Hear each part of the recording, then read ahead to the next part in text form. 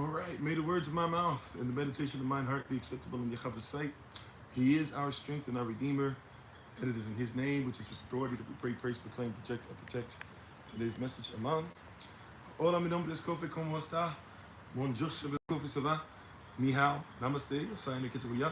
Ohio, I see you. Minut, Kwan, Kamsa, Kamsamida, Aloha, Ciao, Bonsoir, Privet, Guten Tag, Abarigane, Akuaba, Madase, Etese, Jambo, Bibidi Kofi, the Defa Kukatana de Wewe, Boker Tov, Boker Tav, Boker Tav. Greetings, grand rising salutations, Bak Wartav, Burakalat Chimichava, and I of Aik Khilit to the Christ, Mashalaki. Today, I am Pastor Kofi, Pastor Seventh to Christ, where we are always changing lives one mind at a time, but being a voice of voices and speaking the unspoken. We give all honor and praise to the Most High, We give praise and honor to Him for my wife, the Honorable Amma, who lives a life that's able to be honored, to the ministerial staff, moderators, SOC, Lottie Dottie, everybody, first time, last time, whatever the case might be. We appreciate your presence so very much. And we thank you for spending some time with us. Hopefully you all are doing well. Hopefully everybody is doing what the Most High has called you to do, told you to do. Hopefully this Exodus series has been barak for you, has barut for you, has been a blessing for you and your family, the in thine house, as we continue it on today. Also, as a reminder, today, and I'll try to make sure I post as much stuff because I can about it throughout the day, but today is the first day of VBS. So hopefully, please, man, please, sir, you be ready for that. Be ready to join us on Zoom on this evening. And we're excited about the word of Yah, what He has for us. All praise.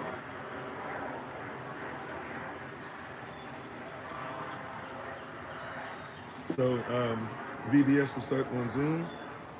The Zoom link will be put out this afternoon. And once again, children at 6, adults at 7, everybody else, or everybody joining together at 8. And prayerfully, you guys will be prepared for that. We're excited as we also are, I'm not sure if it's going to be today or tomorrow, but when we get on the road, keep us in prayer. And thank you guys who've been helping us in what we do. Also, a lot of stuff coming up for us. So we got like VBS and family reunion this week, and Solomon's born day is this week, and a lot of travel continues this week, and Elder Tamara's born day is this week as well. She's a Juneteenth lady, and we have I'll probably give a message about Juneteenth on Saturday, because we have a Father's Day message on Sunday. So we got quite a bit of stuff working out. We got women's meeting on Friday. Well, women's meeting, not 100% sure. Still going to get back to you guys on that. Men's meeting is supposed to be on Saturday evening. So a lot of different moving pieces, but thankful and grateful though to those who are keeping up with us and those who know that this is not just virtual, it is reality, and are making this a reality through the prism of the kingdom of heaven, the kingdom of Israel, the kingdom of the Most High Yah. Amen. All right. And thank you everybody who came over from Early Rising Bible Study Session. It is recorded, so you can catch the recording. Minister Sister LeRae gave the word, an excellent message. I believe she has the message next Monday as well, so we're excited about that. And we're thankful and grateful to everybody. We appreciate you for being on, all right? Ministerial staff, I sent y'all a little word already for the day too. And I'm working on Patreon messages as well as some other things. And we might possibly start doing a Facebook specific thing throughout the day. That one's going to be random. It's not going to have the time attached. But just start looking at different places. With that being said, our focus for this week, every rising, we're going to be on here 8 a.m. New York time. And then every evening, we're going to be on Zoom. So no evening sessions, because all our evening sessions will be VBS. And prayerfully, we see the babies and everybody on there as much as we can. Amen? All right. And that's all going to be New York time. So if we say 8 a.m., that's New York time. 6 p.m. for the babies, that's New York time. 7 p.m., that's New York time. 8 p.m., that's New York time. I say New York time instead of Eastern, because we do have persons that can shift here or there, or persons who are not part of living in that, or who are not partakers in living in the United States. So if you're not able to be on Eastern time, just think about New York time, and that's what we're faithful to here. Alrighty? Alrighty. Okay. More Eastern Standard Time, whatever, right? So thank you everybody. To Doc, we appreciate you. Hopefully all is well with everybody. Once again, we give our honor and praise to the Most High Yah. Let's get ready to get into this word. If you're able to rise to your feet in reverence of Yahweh's word, or however you are able to reverence the word, we thank you for doing so in advance, to Doc, in advance. We appreciate you. We're going to go to Exodus chapter 7. Left off there yesterday, although we didn't go line upon line, precept upon precept per se. We were giving context and about our exodus and some things that happened with our exodus and leadership, and whether you're Moses or Aaron, who better represent, right? So now we're going to go to Exodus chapter 7, and we're going to start at verse 8.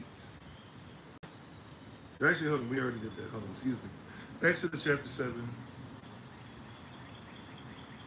We're going to start at verse 14. Excuse me. Exodus chapter 7, verse 14. What you have to say, Aman, amen. I got it. I'm with you. I'm listening. Also, too, mic check. Let me know that you can hear me. But once we get there, just say, amen. I got it. I'm with you. I'm listening, etc. We're excited once again about this word. Trying to use a different signal while I'm in the area before we roll out. So hopefully you guys can hear. Okay, got some amens and everything. Let's go ahead and get ready to get started. I'm going to go ahead and say shalom to everybody, and then we'll get ready with our Bible pledge. Shalom once again, everybody. How you doing? Keith, Minister to Smail LeRae, once again, excellent word. Thank you for the message. Thank you for making sure that we don't fall into pandemonium. I'm on. How you doing, Sister Beck? How you doing, Cultural Prospect? How you doing, Sister Dawn? Sister Barbara. Alrighty, I see. How you doing, Sister Donna? Till daybreak. Rodney. Gnarly Charlie. Okay, my shirt is bright, I guess. Anything else? How you doing, Quinn? How you doing, user 40207, etc., etc.? How you doing? It is well with, or I'm sorry, it is well with your soul. Praise Yah. How you doing, Holy Spirit Field? Let's see. Akut Devada, if I didn't say so already. Cherupta. Cherupta. All right, this might not be. How you doing, big brother Thomas? Miles. Natasha. Yolanda. Joan. Off the sauce. Feel like long time no talk to off the sauce. If that is the same off the sauce. Hopefully you're doing all right. How you doing, Dave the Dude? All right, to Lottie Dottie, everybody, if I miss you, charge it to my head, not to my heart. We very much so appreciate your presence on this rising. All right, so we got some amen, some listening, some guidance. All right. You can put your Bible or your device or your right hand in the air. Just repeat after me. This is my Bible. This is my sword. This will I trust. Yahshua is Lord. No sword of God shall ever be heard. For this is my Bible, and this is Yah's word. Hashem Yahweh, Amen. Yahweh Shem, his name is authority, let it be done unto us. We're going to read once again Exodus chapter 7, starting at verse 14. Exodus chapter 7, starting at verse 14. And it reads as follows. And Yahweh said, Yahweh Amar, Yahweh said unto Moses, Pharaoh's heart is hardened. He refuseth to let the people go. Get thee unto Pharaoh in the rising, right? He goeth out unto the water. And thou shalt stand by the river's brink against Tikah. And the rod, which was turned to a serpent, shalt thou take in thine hand. And thou shalt say unto him, Yahweh Elohim Avri hath sent me unto thee, saying, let my people go, that they would serve me in the wilderness. And behold, hitherto thou wouldest not hear. Thus saith Yahweh, in this thou shalt know that Yahweh, that I am the Lord. Behold, I will smite with the rod that is in mine hand upon the waters which are in the river, and they shall be turned to blood. And the fish that is in the river shall die, and the river shall stink, and those of Kemet shall loathe to drink the water of the river. And Yahweh spake unto Moses, Amar, say unto Aaron, take thy rod, and stretch out thy hand upon the waters of Kemet, upon their streams, upon their rivers, and upon their ponds, and upon all their pools of waters, that they may become blood, and upon the pools of water, and they may become blood, and that there may be blood throughout all the land of Kemet. both in vessels of wood and in vessels of stone. And Moses and Aaron did so as Yahweh commanded, and he lifted up the rod and smote the waters that were in the river, in the sight of Pharaoh and in the sight of his servants. And all the waters that were in the river turned to blood. And the fish that was in the river died, and the river stank. And those of Kemet could not drink the water of the river. And there was blood throughout all the land of Kemet. And the magicians of Kemet did so with their enchantments. And Pharaoh's heart was hardened. Neither did he hearken unto them, right, as Yahweh had said. Neither did he hear, neither did he shema. Verse 24. Verse 23. And Pharaoh turned and went into his house. Neither did he set his heart to this also. And all Kemet digged round about the river for water to drink. They could not drink the water of the river. And 7 days were fulfilled. After that, Yahweh had smitten the river. All right. We just read Exodus chapter 7, verses 14 through 25. May Yahweh barak those who readeth, keepeth, and heareth his most excellent and righteous writ. You may be seated to go back to what you're doing in the presence of the Most High Yah. How you doing, Sister Beth? How you doing? Nidhi? I don't know how to pronounce it. Please forgive me. I forget the pronunciation, but nidhe.org. How you doing, Sister Shirley? How you doing, Sister Deborah? Shalom to everybody coming in. Welcome and thanks for being part of the community. Those who join. How you doing, Auntie Marion? How you doing, Brother Alton? All praises. Alrighty. The theme for today is plague number one. Is against ... We're about to go through 10 plagues, so every day now it's going to be plague number 2 is against ... Plague number 3 is against ... Plague number 4 is against, right? But plague number 1 is against ... Right? And welcome to everybody. We appreciate you. We love you with the love of Yah. Thank you for joining us all over the world. Thank you for those that help us in front of the scenes, behind the scenes, giving your time, talent, effort, energy, gifts, the stuff that you do in front of the scenes, behind the scenes, and even, of course, even things that help us out with money to do what we need to do to fuel the fuel that we need as far as making sure we're taking care of our own, taking care of things, taking care of the land, et cetera, et cetera. We appreciate you. All right. So, in all these things that we're getting through today, we're talking about today. That's right. Plague number 1 is against. Now, we have to recognize there's something, we've talked about this before. We've actually gone through and I believe we did a series on this. I believe we just did one day when we went through all of these.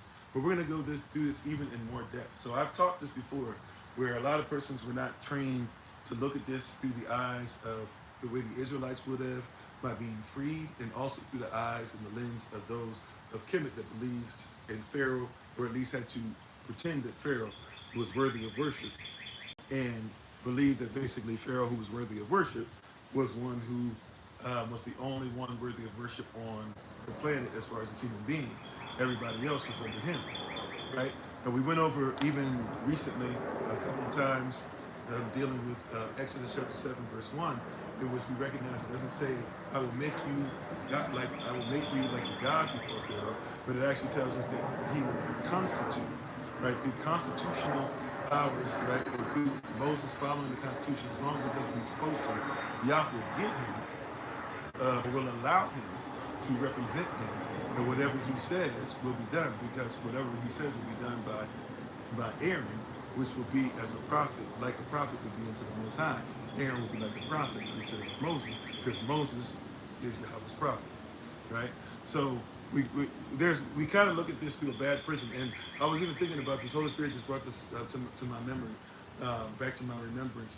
There's a movie by the name of was it Bruce Almighty, I believe, an older movie now for some.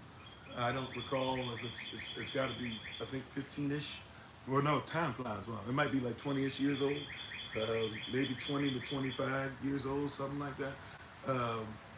Called Bruce Almighty, right? It preceded another movie that was really a part 2, but kind of, sort of not, called Evan Almighty. But Bruce Almighty focuses in on Jim Carrey. Jim Carrey is this newscaster. He's not doing that well. Wishes things were better. This, that, whatever the third. And God, played by Morgan Freeman, shows up and gives him powers. And a lot of us kind of think that's what it's talking about. Like, hey, you'll have the powers to do whatever, and you just saying blah blah. But that movie skips over a step where Elohim, if he gives somebody the power to do something, he gives them the power to do something due to the fact that they are doing what is constitutional. If you do what's constitutional, then he will give you what's constitute. He will constitute. He will give you what he's allowed to. See, even though Yah, right, is king and has power, he does not go outside of his constitution. Right? Is that the best you got, little black butterfly? That's the best you got? You sound like a petulant child. I hope you're better than that. Right, but I hope you're doing okay, even to know that seems like a cry for help. How you doing, Sister Regina? How you doing, Sister Tabitha? Right? So we, we have to recognize and realize these different things that are going on. How you doing, Jose? And how a lot of persons have a mindset that's, really like juvenile, even as this person came on today.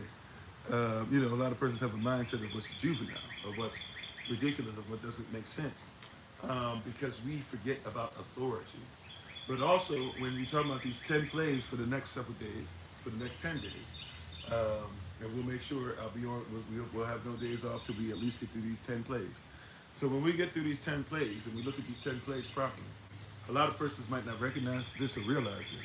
How you doing, Kim? But the reality is that every plague that Yah gave was against those neptures. Remember, they're not deities, they're not deists, they're not spirits, they're not gods. Those are other cultures and how they look at things spiritually. In Kemet, they had neptures, and these neptures have specific functions, right? Some of them have multi-functions, some of them only on one place. But if all the waters of Kemet are affected, that means anything that those waters deal with, right? That means everything turns to blood. So what we're going to do today is we're going to actually go through and look at what these things are that are affected, right? Who are these neptures that we worship? And let's do a little bit of research and go a little deep into why were they affected, what's going on. So when Yah says the waters shall turn to blood, all of the waters in Kemet, that means from the Nile River, that means any waters that were in pots, and that's something that's very Afrocentric, and for those of you who are thinking about Egyptians, not Kemetic. Kemetic persons are African, right? It's not doing some weird sub-Saharan or Middle Eastern type philosophy, right? So it's very Afrocentric to have even pots and things that you put things inside of, right? That you put things inside of. So, like, even if you look up, there's like in Africa, the leopard king, and how he had these leopards, but the 10 leopards that you see next to him actually were vessels that they would put water or liquid or different things inside, and they were supposed to be barak or blessed by him, right? So everything that's going on here, when he says everything that water basically is inside of, or that it's used for, that it comes out of, all of it will turn to blood, right? Then we gotta have a conversation about who are these neptures, because remember, the goal is to let everybody know that not only is Pharaoh not above him, he saves Pharaoh for last because Pharaoh believes he's the son of Ra, right? So Pharaoh that's why the Ra is affected right before him. The sun is taken out right before him, and then Pharaoh, who's supposed to be the son of Ra, right then, after experiencing darkness, gets upset, says, I'm going to take your only son. And Moses said, oh, you messed up, because the Most High told me that he was going to show his power to you. And remember, we've even read that already in Exodus, in our series. We've already read way before this happens. He said, hey, Pharaoh will basically speak his demise. He will be the nail. He'll put the nail in the coffin for you. And how many persons know is we need a modern Exodus from the system that is going to be Pharaoh. It's going to be those persons who are above, who swear that they're above the Most High, that are going to put the final nail in their own coffin. Come on, somebody. Come on, somebody. That's a word somebody needs to hear. That we give too much credence to these persons, forgetting that they're going to speak their own demise. And all these persons that they set up to worship, and all these things that they're saying, that all of them are just part of one big thing. And all these persons that get into the positions of Pharaoh at your corporation, and the positions of Pharaoh in the United States government, and the position of Pharaoh in your churches, and the position of Pharaoh, they're all going to have to bow down Every single one of them. So when it, and they're doing TAAMP, and thank y'all for the love. So when it speaks specifically here about these plagues, we have to recognize that these plagues affect multiple Neptunes. They affect multiple ways of life. They affect multiple persons. They affect Kemet as a whole. And see, we don't get this. You have to think about Kemet as a world power. It is the first head of the beast, right? The seven heads of the beast, once again, are Kemet, Assyria, Babylon, Medes and the Persians, the Greeks, the Romans, and now Christianity, mixing iron with clay, right? That's going to dissipate, and then we're going to start seeing the great whore, right? The mother of all harlots revealed who she truly is, which is one and the same with Kemet within itself. And then we'll see those kings that really are not official kings, but are kings nevertheless, start to show their ugly head. We're almost there, right? And so as we're seeing these things happen, you're going to have to realize that just like it tells us in Revelation, a lot of stuff, not a lot of stuff, pretty much everything we see here in Kemet in some way is going to be repeated. And just as the people who need to exit and be in the world but not of it need to be ready to go, as Revelation chapter 12 says, to go into the wilderness, go into a place that is separate from what they say is constituted to be society, and we go somewhere where we can worship and have our own constitution. See, once again, the fight, as we talked about this, is about worship. As much as everybody wants to continue to tell you this does not matter, you have to be careful when persons say that they're part of a country where they don't worship, because every country has an official spirit that they worship. Every country has an official way. Matter of fact, the word worship, if I can just help you with something, the word worship, if I were to give you a quick working definition, that I saw some persons teaching babies a long time ago, and I looked it up, I looked into it, I sat in on the class as if I was a little child myself, and I said, man, they preaching over here to these babies. They were showing them that worship basically means extreme respect. Pharaoh was worshipped because he's in the leadership position. The Pope is worshipped. He's the vicar. He's supposed to be the representation, not only representation, but even the representation as far as flesh, representation of Christ. You might not know that, right? The emperor is supposed to be a deity. He's supposed to be a deist. He's supposed to not be this only man. He's supposed to be one of the gods on earth. He's the head slave owner, right? And he's worshipped as such. Yeah, I know. If you go to China, they have certain things that are worshipped. If you go to the United States and you go into the Senate building and you look up and then you go into a place where they have worship ceremonies, you will discover that they have a deity there. They have deities there. They have George Washington. They have Columbia, Washington District of Columbia. They have an obelisk right across from the building. They have worship. Everywhere you go, there's worship involved, and that's why Moses' first thing that he told Pharaoh was what? That Yahweh said, "Let my people go, that they may worship," because it's going to be worship that breaks you free. All praises to the Most High. It's going to be your worship that brings you out. Some of it's just whatever. No, it's going to be your worship. It's going to be your worship. We don't want to talk about that, but it's going to be your worship. You're going to have to get into worship mode. Extreme respect. You're going to have to do this when nobody else will. You're going to have to do this how nobody else will. You're going to have to love, but your love is going to be worship. Come on, somebody. Your love is going to be worship. Let this mind be in you that also was in Christ is worship. Knowing your scriptures is worship. Not giving an opinion, but knowing the law greater than the scribes and Pharisees. That's worship. And so whenever a plague is given, and who are the plagues given to according to Revelation chapter 7? Revelation chapter 22, verses 18 and 19, right? It says, if we take away anything out of the word is who we worship. If we take anything away from what the word, because this is Yehoshaphat's revelation, and if we take anything away from what Yehoshaphat has told us to revel in, right, then it says that our names will be taken from the book of life. If we add anything to it, it tells us that there will be plagues. And see, we have a lot of persons who like to add to the word, and then are upset and frustrated because they got to deal with the plagues. But my brother and sister, it's time for us to come out of that and to realize that wickedness has no place, and that we shouldn't just be saying whatever we feel like or being off the cuff or whatever. It's time for us to be obedient. It's time for us to be diligent. It's time for us to recognize what Yahweh says. And so whoever you give this extreme respect to, you worship, you reverence, you fear. And in our culture, we know that the fear of Yahweh. How you doing, Minister Raj? We know that the fear of Yahweh is the beginning of what? Of all wisdom. If one is wise, you can't be wise without reverencing or worshiping. Yeah.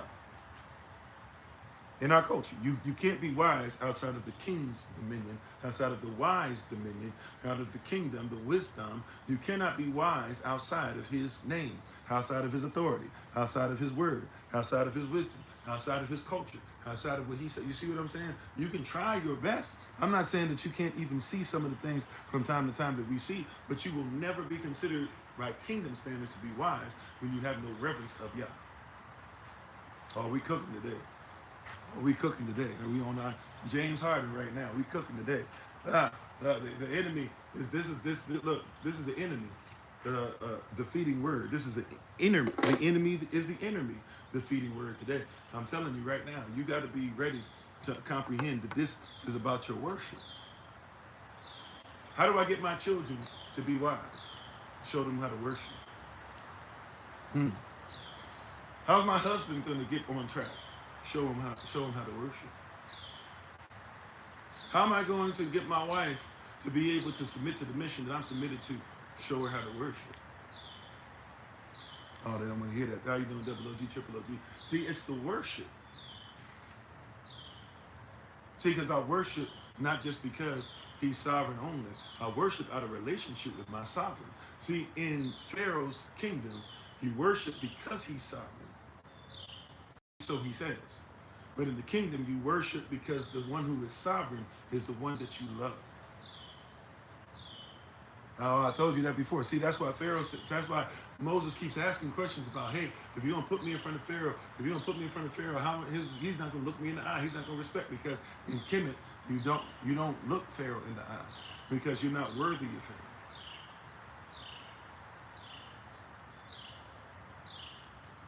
You hear what I'm saying? How you doing, RT? See, in Pharaoh, you're not worthy. You sitting up there voting for persons that they don't think that you're worthy of them anyway. But you worshiping these persons. You out here voting for them, knowing that you're voting for the lesser of two evils. That means they're evil, and if they're lesser of two evils, which one is less than? Is it lesser to lie? Is it lesser to cheat? Is it lesser to rob? Is it lesser to get rid of history? Is it lesser to change history? Is it lesser to change sexuality? I mean, which one is better? Is it lesser to take babies out while they're in the womb? Is it lesser to say that what you look like is something that makes you somebody who like you? Is it lesser to say that what you look like is somebody that makes it okay for you to hurt other persons? Like, which one are you voting in? See, in the kingdom, once again, we don't reverence, we're not worshiping man, we're not worshiping man's words. See, we get into the word because I know somebody don't want to hear this, but if I worship the word who is Yahashua, if I worship the word who is Messiah, if I worship the word which is holy, then it means that I can't change it, because how do you change an unchanging Messiah? How do you change an unchanging Elohim? Right? I hold on to his unchanging hand. Right? Right? Y'all remember that? Is that what, 227? I don't even recall. Right? Everybody just hold to his hand. What did he say? Yah's unchanging hand. Right? They used to say, build your hopes on things, what? Eternal. Hold to Yah's unchanging hand. His hand doesn't change. So if his hand doesn't change, then his word doesn't change. So when somebody says, I'm just holding on, I hope what they mean is, I'm just holding on to his word because his word can't change. If I hold on to his word, I hold on to his hand. Oh my goodness. I hope somebody caught that. Sorry to be old school for some, but you know, sometimes we got to help persons to recall where we come from. We used to sing them songs for a reason. You know what I'm saying? We used to sing them songs for a reason. They weren't just saying that randomly. They would say it. When they used to say, he picked me up and turned me around and placed my feet on solid ground. I know you think that's too old to be able to, it's antiquated. They used to say that for a reason. Like you get older, you start saying, man, I'm so glad that he woke me up in my right mind and he clothed me, right, in a right mind. He clothed me in his spirit. You start saying stuff like, man, I'm so glad that I got to see a day that I've never seen before and I'll never see again. You start understanding what they meant when you start getting a little age, when you start having a little creak here or there, when you start having some of those things happen to your body and doctors say, we don't know how it's going to be healed. That's when you start realizing when you get healed and they didn't know how you're going to get healed. You start saying he's the doctor of doctors. You start bringing back them hymns. You know, you start hearing, or not even hymns, just some of the songs they used to say. You start recalling stuff. And I wasn't even born and raised in the church, but I was born again in the church, and I was able to be born again into the kingdom through that, right, and be able to comprehend who Yahweh is, right. But I'm gonna tell you, there's some things that they used to say that I'm understanding now. That I'm getting. I'm getting when they used to say, what is it they used to say? Come on in the room. Yeah. Say, come on in the room. And then they used to say, Yahshua is my doctor, and he gives me all of my medicine, and he writes out all of my scriptions. It wasn't prescriptions, it was scriptions in the room, right? They used to sing songs like, you get older, you go, oh, I see. Right? That was faithfulness. That was a faith thing. That they worked in that. They believed in that. Right? They might have had the wrong name, right? They might not have learned. They might have been coming into. They might have been coming out of some things, but they had a heart and a mind and a soul and something in their spirit that still was trying to connect with what the Most High was saying. There's a reason. There was a reason they were saying that stuff. Right? There was a reason they were saying all that. Because right, you get older, you start saying, "Oh, okay, I see. I see." I see when they say, "I'm so glad that if I couldn't do anything else, I just wave my hands," right? Y'all remember they used to sing that? I just wave my hands, or whatever it was. I can't remember the melody. Something like, I just wave my hands, right? If I couldn't say one word, yeah, I just wave my hands. They used to say that, right? You used to hear them say all this different things. You get it now. You get older, right? You get it now as you get older, because you're like, yeah, there's days that I could barely walk, but because you are worthy. I'm sorry, I can't sing like I use my voice. I used to have falsetto and all this stuff. I used to be able to teach music. I've been focused on preaching and teaching for so long. I don't practice no more. My voice sounds terrible, and I can't always hit the notes that I want to hit. But prayerfully, you get what I'm saying, right? That there's something that they used to have and they used to hold on to.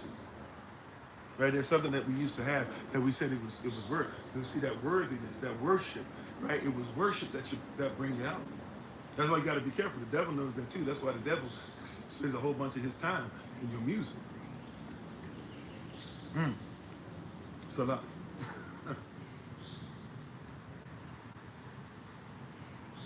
Right? Be careful now. That's why the devil. Remember, he was the minister of music, so to speak. He was the one that was built like a Hammond B3, right? Like an organ with percussive sound. That's what it says he was built like. Be careful, right?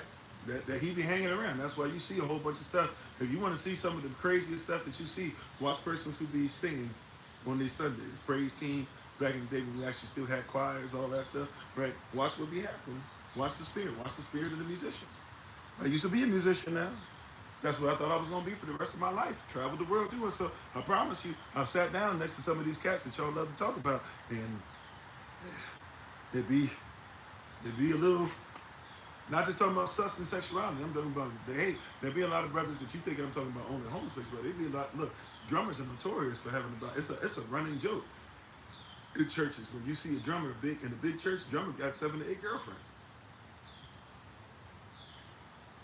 Hey, how you doing, Sister Jeannie? How you doing, Lady Trucker? How you doing? Okay, let me see. I see Yeshua HaMashiach. I don't know if that's the name. We'll go with the San Pablo, right? So I want you to recognize. I want you to see. I want you to catch this. There's a whole bunch of persons now. How you doing, DK? And thank y'all for the repost. Thank you for the love. Thank y'all for coming in. We're in our Exodus series. We just read Exodus chapter 7, verses 14 through 25. And today we're focused on the first plague.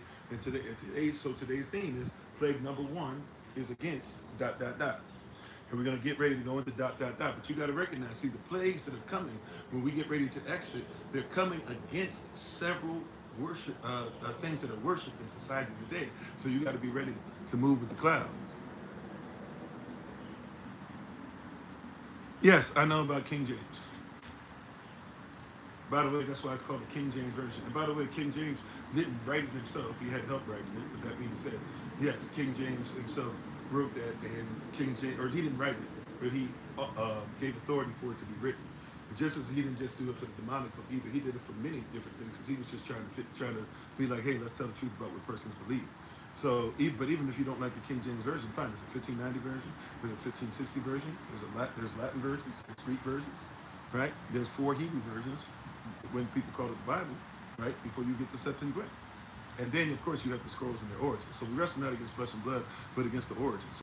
which Bible you're using, you need to know the original, because all of them are versions, and so you need to know what the versions came from, right, and why they were even written at the times that they were, and what changes were made. And were there changes that were made maliciously, or changes that just happened through translation, or things that get lost in translation, and even transliteration, because not everything translates or transliterates. You said the Ethiopian Bible was written 1,600 years before. Yeah, that's something that is a fallacy. Persons go too far with that. The persons who actually teach that are not Ethiopians. The persons who started teaching Ethiopians that are Europeans. But if you want to talk about the Ethiopians, do a lot of stuff that they've been doing for before Moses even, because Moses had to be taught some things by Cushitic persons, by Ethiopians. Then yeah, we can talk about them. But also too, you're not talking about dynasty. You're not talking about things that will change. You're not talking about like why some persons doubt, even though we believe about Sheba. But are these persons that we still talk about, like Selassie and others, that they actually come from Sheba? Like there's stuff that we can actually go against in history to say, well, even if we're doing this, we have to put an asterisk next to some of these things. And a lot of what we call the Ethiopian Bible, if you look at who published it, they're not Ethiopians. And don't worship the way the Ethiopians do. And by the way, look at some Ethiopian worship, and you will discover that some of them are not worshiping with the way that you think. See, we have to, if we're going to go all the way there, let's actually be present in context and in truth, and so we can actually have proper revealing, rather than just being like, oh, we're going to just say this and that to dismiss da. Even the Ethiopian Bible is still a version. It's not original. So you still have to know what happened, because the Ethiopians are not the original people. And I'm not just talking about Israel, right? I'm talking about even before that. I'm talking about the scrolls that Abraham was given were not given to him by persons who have been in his lineage, scrolls of his fathers. So when he received the language of all creation and the scroll of his fathers, then you got to talk about that language, and you have to talk about those scrolls. And if the Ethiopians, although Cush existed, right? Cush is not Shemitic, so it's not talking about the Hamitic lineage, which is a curse attached to one of the sons to Cush's brother. But we're talking about a Shemitic lineage, that there were persons of Cush who held on to much of it, including Moses' father-in-law, who is in fact the priest, and his wife, who had to circumcise his own son, because Moses wasn't making sure that he was living in the law. He was so far away from his people at that point, he wasn't living in the law. You see? So we say a bunch of stuff, but we got to know exactly what we're talking about, and we have to keep it within context. So I'm with you. Yeah, there's some history that's in Ethiopia, of course, but we also, a lot of persons don't study Ethiopia and culture, right? Persons will talk about Ethiopian food, but never know about injera type thing, right? In other words, if you didn't get the what I'm doing there, a lot of persons want to talk about a culture, but don't know who the bread is, right? For us, Christ is the bread. How you doing, Rock Lock? Thank y'all for the love. So we have to get back on track. So, right, but welcome on. Is it Gorgeous? I'm not sure if that's how you pronounce it, but we have to have context. We have to have context. So when we're talking about these that now that Moses and Aaron and Moses' wife and children, which means we're talking about a Cushitic woman who's married into Israel, so she wouldn't be Cushitic anymore, she would be Israel, right? But an Israelite woman, an Israelite man with Cushitic flesh, right, who had Cushitic values, that for them as Cushitic persons followed at that time the Most High Yah, right? Jethro, his father-in-law, who would accompany him and still be with him in the wilderness and be the one to say, Moses, you need to make sure that you set up things so that everybody can believe and everybody can function, and that everybody's doing exactly what Yah says, but at the same time, you don't have to try to physically be there, because you will. Sorry. Because you will harm yourself because you're trying to do too much. You're not sleeping.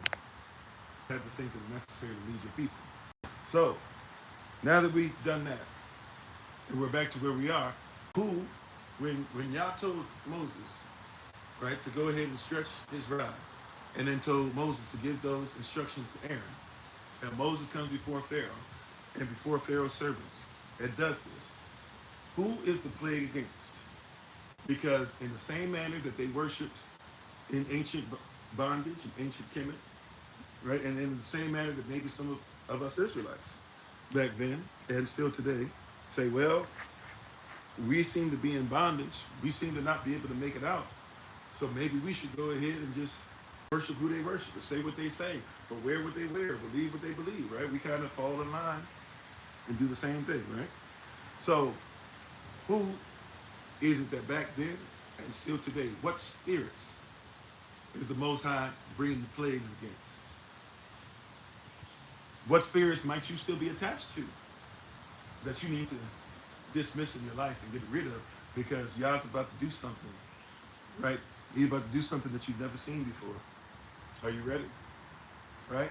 See, today's serious because we're going to go deeper. Once again, another thing, if you want to go through it, where I just go through basics of 1 through 10 and what each nature was and who they represented. But today, we're going to recognize that if Yah's dealing with a spirit attached to it, he's really not just one spirit. He's technically dealing with several. Right? Shalom Yechava, Achi, double OG, triple OG. Right? May the peace of Yechava be upon thee. My Shekat and your family as well. Right? At Eshach and your wife as well. Who are we talking about? So we're gonna do a little bit of reading. I'm just gonna do a quick Google search for you. I got you. You don't even have to worry about it. I got a Google search for you. I'm gonna put this on. I got some other notes I still need to put on Patreon as well. But I'm gonna put this on Patreon for you guys too.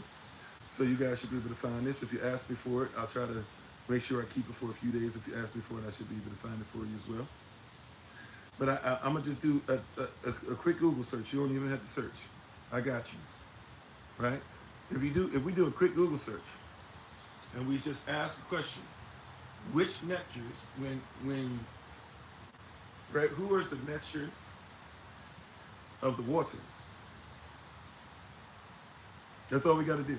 All we got to do is say, who are the netures of the waters? If we find out who the netures of the waters are, then when he did one thing to one, he did it to all. Right? So he said, you're going to affect, when I touch the water, by the way, water represents spirit, and water represents what the whole society is based off of. Right? A whole people in their spirit, or the spirits they're attached to. We're going, Audrey, how you doing? How you doing, Remy? Unless anybody, please forgive me for coming in. Remy, please forgive me. I don't know how to pronounce it. All right, and thank y'all for the love. When Yah attacks the waters, right, every civilization, especially ancient civilizations, you got to base it around water. Right? And if you can't base it around water, you have to figure out how to get water in. Hence aqueducts and other things, which are really kinetic anyways. Right? But you have to catch these things. I ain't doing trippy hippie.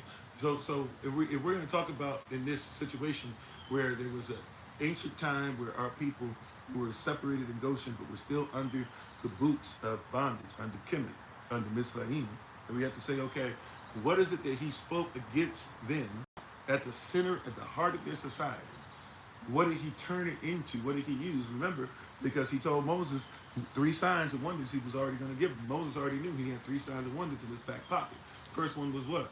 Hey, go ahead, throw down your staff or your rod. Rod means what? Correction or discipline. So those who can take correction and those that are disciplined in Yah, he says, throw it down on the ground. The ground that he stood upon was what? Holy ground. So when you take holiness, right, or you take correction and put it together with holiness, it becomes holy discipline. Right? If we're going to be disciples of discipline or something, we have to be wholly disciplined. And once we are wholly disciplined, then it turns into what? A serpent. And the serpent, according to the character, the 9th character of the Hebrew al-Alaba'ay, means what? Text, which means wisdom. So if we want wisdom of Yah, we have to have holy discipline. Right? So we saw that. That was one.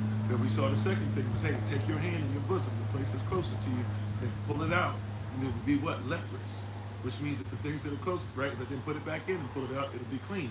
Which means Yah has the ability to make the things to you clean, also has the ability to take his hand away from it, and to make it something that what? That your hand or anything that you put close to your bosom can be something that's diseased. Be careful. And then he has a third thing in his back pocket, which was, he was told that if the Israelites still don't believe, then go ahead and grab some water. And when you pour it on the ground, it will become blood. Right? Now here's the first. Now he showed these things to Pharaoh, and Pharaoh's magi, Pharaoh's magicians, Pharaoh. Even the term they're using there really are talking about Pharaoh's, persons that used tricks, or not even tricks. It says persons that were into using things of the spirit that were mysterious. How you doing, Sister Casey? All praises the Most High. Glad that you're on. Hopefully all is well. Right? So you have this mystery going on. How you doing, Bear? And how you doing, Albert? Thanks for being on. So you have this stuff, you have this mystery, you have these things happening and going on, right? And so he says, Moses, I want, but no matter what the magicians did, they couldn't do it on the same level as what Moses had been given and what Aaron was performing. So he goes to Pharaoh and he says, hey, let my people go. And this time he says, okay, this is the penalty for not listening. All your waters, all the things that you think of as life, the Nile River, what you have water in your jars, the waters that you use for worship, the waters you use for bathing, the waters you use to drink, right? The waters that are in different ponds, the waters of your pools, all of these waters will be turned to blood, right? Now, if that's the case, then we got to figure out who are these netchers that are being attacked. So in today's society, when Yah says, I'm about to take the things that the society thinks makes them, the things that they say are the sinner, the things that they drink, the things that they worship, the things that they use for anointing, the things that they are calling holy water, the things that the things that they're out here doing today, right? The pools, all the stuff. He said, I'm about to affect it the same way that Revelation tells us about how when that vows are poured into the waters, and the waters begin to do some stuff, right? It tells us about how the trumpets sound, and the waters begin to get cleared up, and how he has to put in wormwood, which is there to make sure that the bitters take care of the parasites. Where there's persons, there's people in the waters, there's people around you that are parasites that are leeching off of us and leeching off of you and appropriating and doing all these different things, right? He's going to have to pour things upon the water, upon the people, upon your situation, upon the things in life that you believe you're centered around. Are you ready? Right, we got to figure out who is he talking about. How you doing, Brother Bradley? So first one up, when he pours the stuff into the water, just did a quick Google search for you. You don't even have to do the work. I got you. We're gonna deal with somebody by the name of now I got my thing cut off. I believe it's Technux, if I'm not mistaken. Right, and that is the primary netcher. There's a female netcher, right? So this is the primary netcher, and the primary nature of my thing is cut off. I'm sorry. I knew this was going to happen. Oh, of moisture, rain, and dew. She's the primary nature of what? Of moisture, rain, and dew. She was created by the sun nature, Ra. So we're already dealing with two natures. If we're going to take out one, right? You with me? If the water is going to be turned to blood, we're dealing with Ra, right? And we're dealing with Technut, right? If we're dealing with the water, we're dealing with Ra, and we're dealing with Technut. We're dealing with the number one, right? Their number one nature, right? They're dealing with Ra, the sun, who they say is the sustainer of all, the sustainer of life, and this and that. Well, their belief. And remember, the son of Ra is who? Who's the son of Ra, as far as they're concerned? I want you to think about it now. We're talking about context. We're talking about culture. We're talking about things we got to see what happened back then to comprehend what's about to happen today. The son of Ra is who? Who's supposed to be the embodiment or the Ra in the flesh to them? Who are they saying that they believe is the son of Ra and therefore is worthy of worship? See, we have somebody coming who is the son of Yah. But they say they have somebody who is the son of Ra. And before persons try to conflate them together, no, they are not the same. Because you can't tell me that you believe that Heru is who the S-O-N is, but Heru is the son of Osiris and Isis. Right? The son of Ra is supposedly supposed to be Pharaoh. So you can't use both. You got to know. You got to know context. You got to use one or the other. How you doing, the God perspective? Right? So a lot of persons are having weird conversation about this. You got to know one or the other. It's got to be one or the other. It's got to be one or the other. So Pharaoh, now remember, Pharaoh is about to have waters turned to blood, right? But Pharaoh is supposed to be the physical embodiment of the one that created the nectar of the water. Are you with me? How you doing, Sister Greta? Are you with me? I'm hoping this isn't going to be confusing, right? You said the Pope. Well, what? So what? And I'm sorry, I missed it earlier. My bad, Brother Keith. How you doing, Dr. Carter? Look. So the nectar of the water was created by Ra. But the son of Ra, who's supposed to be Pharaoh, is supposed to be the physical embodiment of Ra, which means that whatever Ra does in the heavens is what he's supposed to do on the earth. So when Moses is sent before Pharaoh to tell Pharaoh that, hey, if you don't let the people go, he's about to turn the water to blood.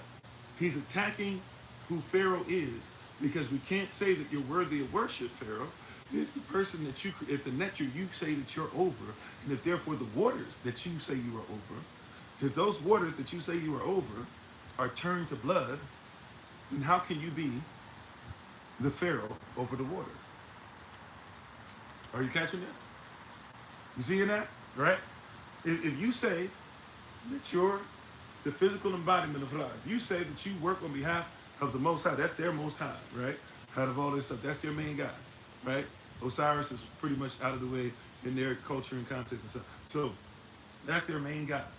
So if Ra, right, if you're supposed to be Ra in the flesh, and here comes Yahweh saying to Ra, let my people go, and you say, I don't recognize Yahweh.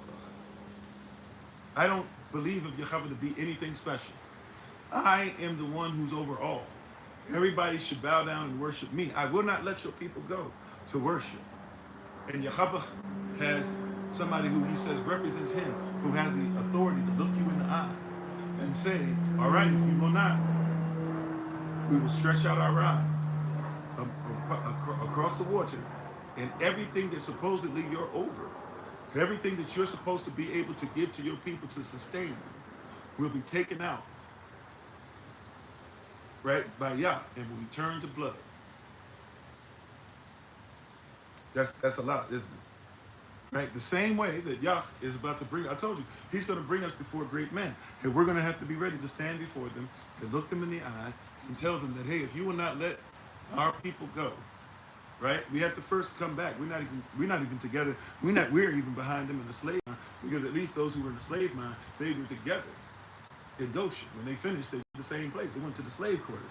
We don't even have the slave quarters. We just go different places and talk about, we shop different places, and we don't even talk to each other during the week. And then we say, okay, we're gonna come together for service. No. Like we're behind on this. But when we come back together as a society, we're gonna be sent.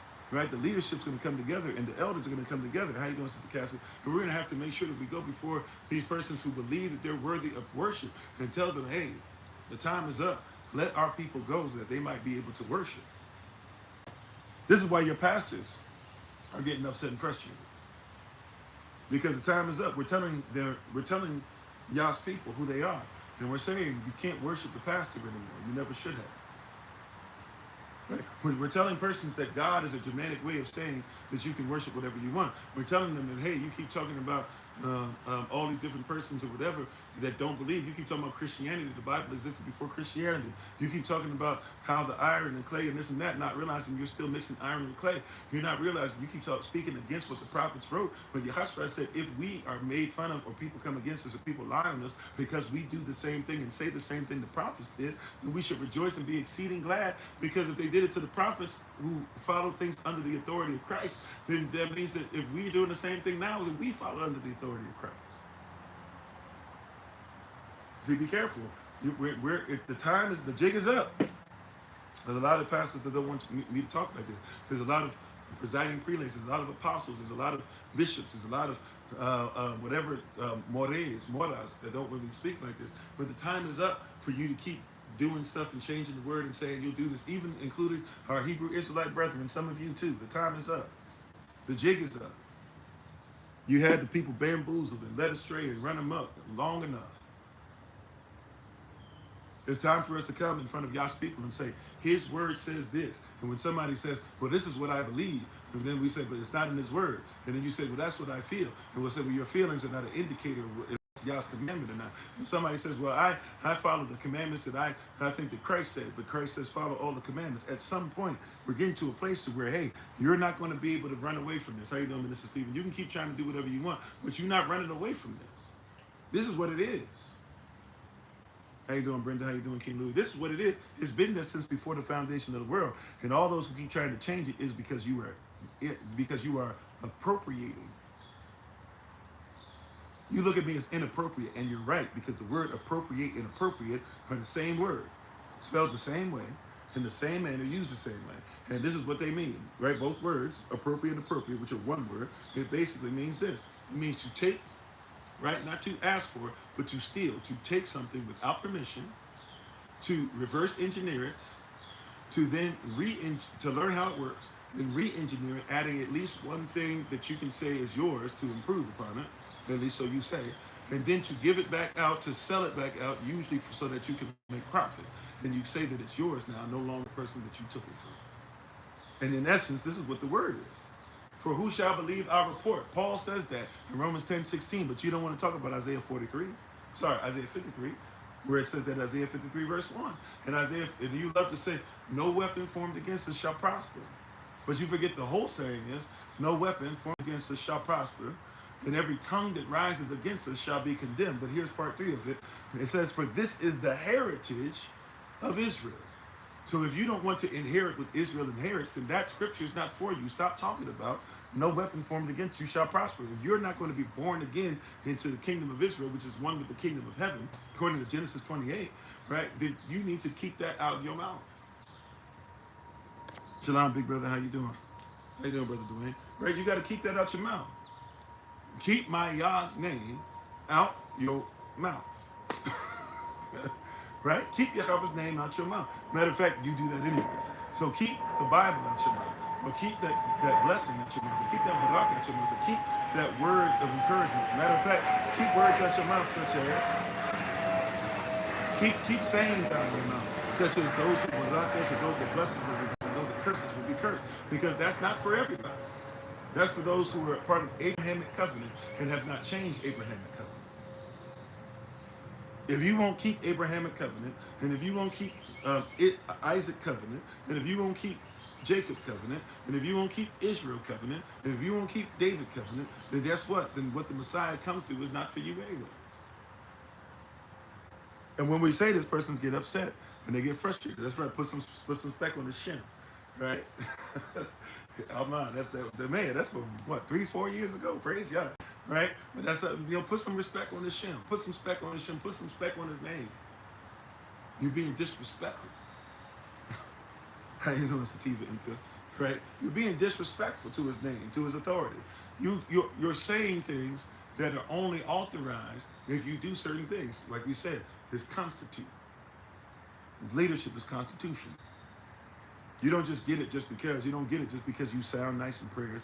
You do not get it just because you're black. You don't get it just because you're white. You don't get it just because you can wear a cross, right? You don't get it because you might know a couple characters. You get it because I live this constantly. We keep forgetting Moses had to live righteously constantly before he could even be allowed to see the burning bush. Burning bush was burning. We don't know how long it was burning. We just know he finally came around the side. He was finally able to be led enough to be able to lead his sheep to a place to where he, as leadership, could understand who really was in charge. He had to spend years around his father-in-law, who was a priest, had to spend years around his wife, who knew the word enough to make sure that before he went and got almost murdered on his way to save the people by the same one that gave him the instruction, that he had to first make sure that his son was circumcised, because his son needed to make sure that he followed the law. He had to have a wife in place. He had to have children in place. He had to have a father-in-law in place. He had to know who he was. He had to know who Yah was. He had to have his brother there. He had to make sure that he trusted. He had to have miracles and signs and wonders in place. He had to make sure that he was followed. He had to do all these things. He had to be a shepherd of sheep for years before he could be a shepherd of men and women and children. Excuse me. You see what I'm saying? Oh, all praises. And thank y'all for the love. I appreciate you. Right? So here we have it, where now we got to go through these natures, right? We're going through them already. But first things first, we got to realize, number one, he's dealing with 2 natures right out the gate. Right? He's dealing with 2 of them right out the gate. You got to deal with Tekut, and you got to deal with Hara right out the gate. 2 natures. Gone. Tekut is supposed to be the one that's dealing with what? That's dealing with once again, rain, moisture, and dew. Right? Moisture, rain, and dew. Created by Ra, And if you're talking about Heliopolitans, right? Creation myth, right? So this is not necessarily, the one that they believe in at the time, but this is also something that persons believe and go by, using the same spirits that they're worshiping, right? Same idols, right? There's a myth alongside her brother is the air Netcher, Shu. The air Netcher, who in other cultures they call Shu, right? Shu. You said, who is God? I don't worship God. I worship Elohim. God is a Germanic term that means you can worship whatever you want. So you have to figure out, you're right, you have to figure out what God or what version of a higher power you serve to be using that language, right? God in Hebrew actually is just one of the sons of Israel. But as we're going through today, if you're going to talk about once again, if you're going to talk about something that came against a plague, which is the context we're talking about, we're in Exodus chapter 7, verses 14 through 25 is our main verses for today. And if we're talking about plagues, then we have to figure out who are the plagues against, because we got to figure out what's going on today. All right, we have none, not to be confused with the modern Hebrew character name for us for the 14th character of Nun, or we would know it in its origin as Navan, but they would actually not only Nun. This would be known as Noon, right? Noon. Now Noon is the deification of the dark, primeval, and chaotic waters from which the universe emerged, right? Now Noon was not a nectar of a specific river, but the embodiment of the cosmic region of potential. Now it's also interesting too, they're using this term because Noon also as well can be looked at on the opposite side depending on belief system. Really within the same belief system, but there's so many nectars it's kind of difficult to keep up with, right? But Noon, well, if you want to listen long enough to figure it out, I'm not going to stop every single time to go back on something simple. I literally talked about worshiping Yah. If you would like to know anything other than that, feel free to listen. With that being said, Noon, right? When Yah is coming against these persons in Kemet who have us in bondage at this time with the plagues, Noon also can be looked at as somebody who had the sun, once again attached to Ra, which Pharaoh is saying he's the son of Ra. Are you catching the theme so far? That Pharaoh, if he is the son of Ra, which is what this Pharaoh believes himself to be, if he is the son of Ra, he has to be over all these other netures. So if you affect any of the netures, you affect the rule of the one that's worshipped. You affect the rule of Pharaoh. And as we go through these modern pharaohs dealing with them, we have to know this stuff for ourselves. So this is this one who's deified is also known as the one who is the neture that has the sun on their head. So when you attack Noon, right? A lot of persons don't know this. When you attack Noon, that's why you say it's noonday. You still say noonday to this day. That's a Kemetic word. That's from a Kemetic belief system where they believe that Ra, the Sun, or the sun who is Ra, right, was upon the head of Noon, right, or over the head of Noon, and Noon would go around, and once Noon got right above your head, you would say, well, it's noonday. So this term that you don't say 12 p.m. I'm sorry, yeah, you don't usually say 12 p.m. You'll say noonday, is because noonday is supposed to be the day period of time of the noon or of the nectar that's right above your head. If that's your belief, for some it is. Now, you say that many persons who say that the persons who are trying to say what everybody believes doesn't matter, but we should say it matters at least enough to say that hey, we're comprehending how that culture looks at things. And I agree with you. That's why I say for all belief systems, not just what we like to call religiosity, is if that's only tied to a spiritual belief, you could religiously run it. But that being said, if we want to just tie to a religiosity as in spirituality and do that weird conflation as if the two automatically respond or in the same ballpark all the time. But if that's what we're doing, yeah, okay. Yeah, everybody's belief is based upon their culture. But then it's weird the person say, well, I'm going to just say nobody's culture should be this. I'm going to say everybody basically is wrong, but I'm going to pick what parts they're right in, or everybody's wrong, but this is how they believe in their culture, but that's not what they believe. Even if you're telling persons about it, you can't teach. It's like this. Like I'm talking about Kemet right now, even though it be through the perspective of looking at it through the biblical perspective. But in talking about Kemet, I can't teach somebody about chemistry without talking about chemistry. That's a known thing, right? If you didn't know, allow me to tell you. Literally, you can't know about chemistry without chemistry. So I don't care how great a chemist is. If the chemist doesn't know about chemistry, you don't even know the foundation of what you're teaching. You don't, right? You're doing this appropriation thing, but you have to know at least what the basics. Kind of like with Darwinism, right? Like you can say that you're an evolutionist, but as an evolutionist, then even if you say you're not racist, you have to realize that like what you're saying, because most evolution, now there's 6 types of evolution, granted, but most evolutions don't separate. So, if we're talking about evolution, most of you are dealing with Darwinism. In Charles Darwin's book, 1859, written is what? The origin of species by means of natural selection or the preservation of favored races in the struggle for life. His second big book, 1871, right? Talking about man and sex and all that stuff. He writes in there that basically evolution will take place in such a way to where the way that the ape is separated from black men, right? As far as how much separation there is that white men will be separated from black men like that. And then if you get into a lot of stuff that is basically eugenics coming out of that, then by his own family, right, who's his brother-in-law slash cousin, um, his own family, right, Galton comes up with eugenics. Eugenics is used to speed up the process, right? So if you're somebody who's into evolution, at least about 2 or 3 of the types of evolution that exist, you have to be honest and say that is Charles Darwin, and that's racism, and that's this. But you can say you believe, but if you don't take it within context, so that's why one of the reasons I don't believe in evolution is not just simply because of what the Bible says, which is my main reason, but I don't believe in evolution because I don't believe that I'm not that somebody has evolved past me as a human being because somebody else is trying to state that based upon my color, there's no way I could be as intelligent as them. Right? How you doing, Apostle Andre and Young? I'm sorry, I'm gonna get it wrong. I don't know how to pronounce it. Young Slim, probably. Young Slim. How you doing?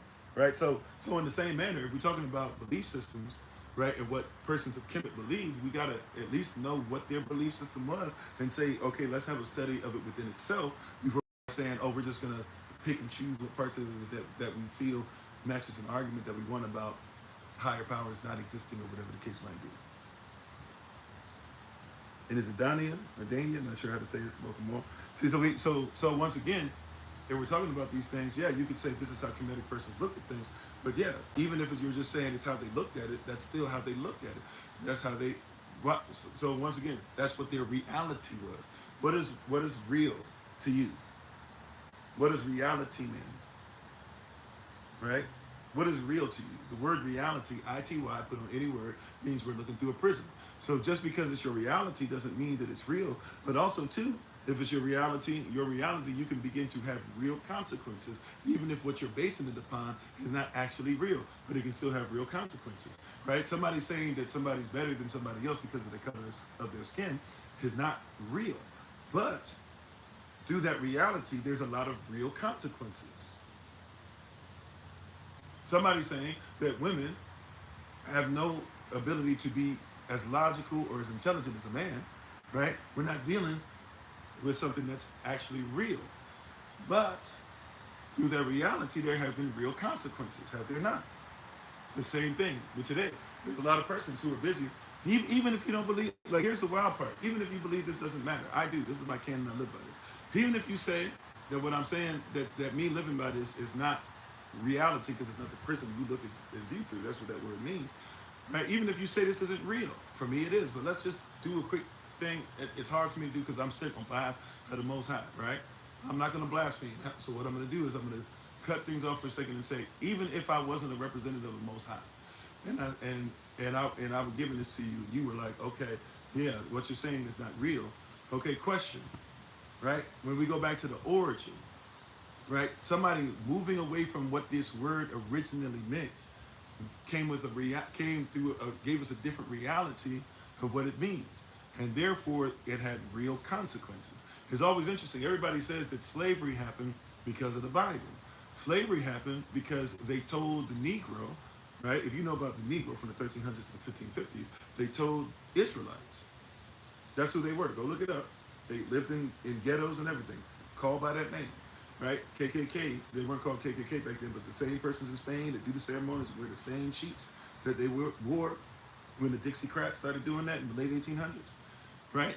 They came looking and they changed everything because they knew who we were, but we wouldn't do business with them, and they literally changed everything out what this word said, right, to be able to make sure that it was okay to come against us. That's why they even went to Africa and renamed a whole chunk of it Negro land, right, and looked for slaves in places that they called the lost tribes, the lost kingdom of Israel, the kingdom of Israel, Judah, lost Judah, etc., etc. Right? You can go look this stuff up on maps that existed through 1700s through the 1800s, even all the way up through there. You can go look it up online.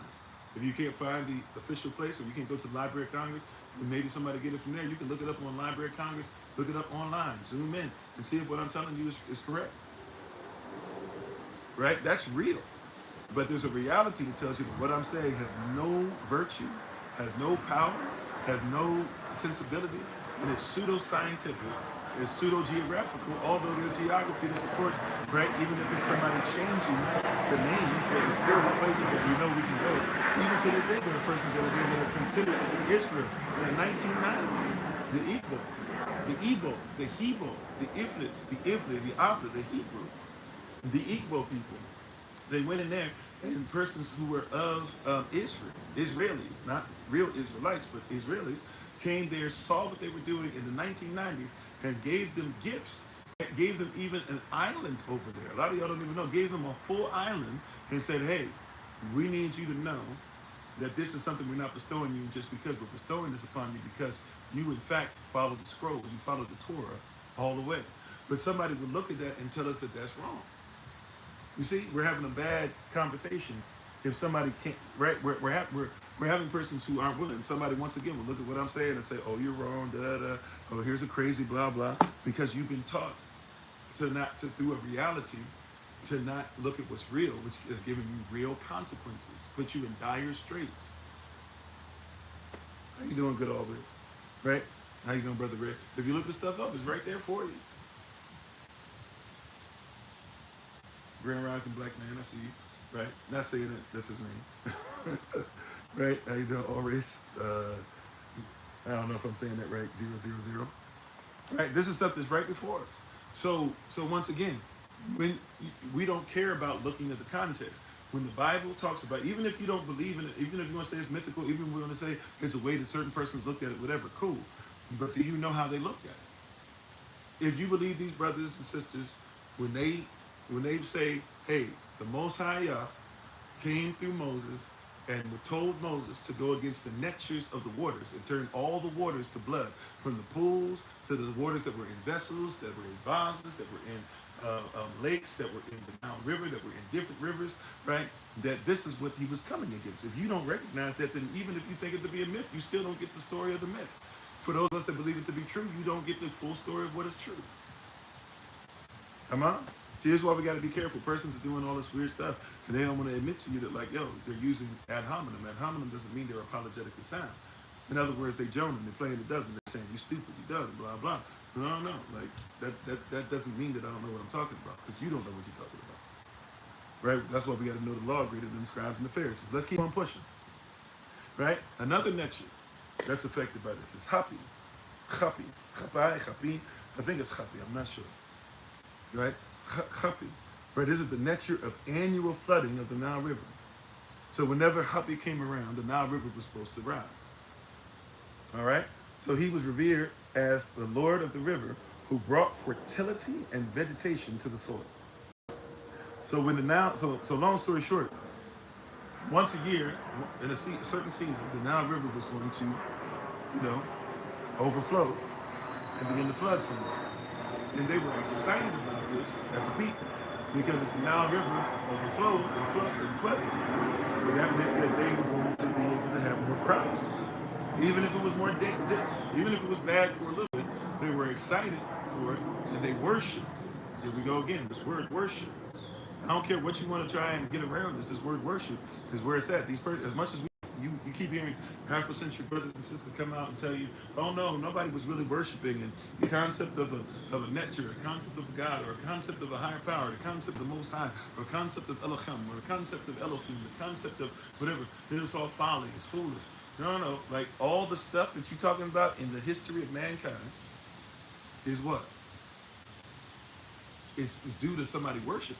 Every country, every state that's been founded, guess what you'll find? Worship. Every time somebody got married, guess what you found? Worship.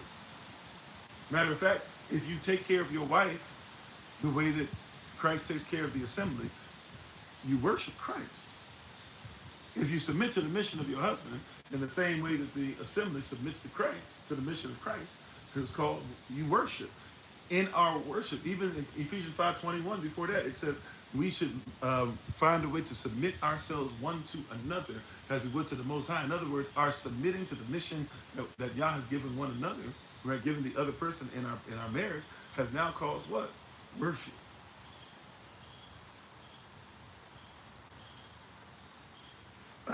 As far as the Nephilim is an interesting thing. So persons usually go, I got to be quick with it. Well, we might even be able to revisit it, but at least to not just ignore the question. Um, if you were to talk about like Netaru, if you want to talk about anything, Netaru, Cheru, Osiris, Osai, Nun, Cheptut, Chapi, all these different Netures, right? Ra, etc.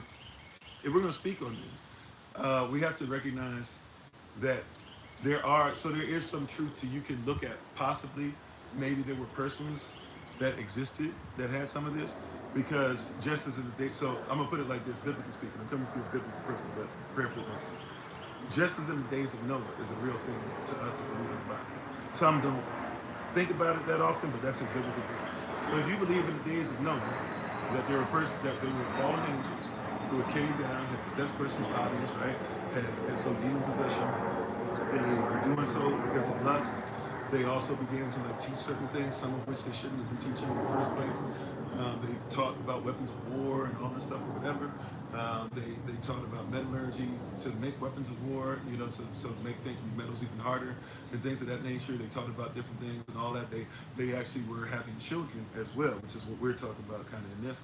So a lot of persons use this term giants, which doesn't necessarily mean they were tall. Right? A lot of persons miss that. They were giants. They were men of renown. So they were of huge status. Does it mean that they were not giants?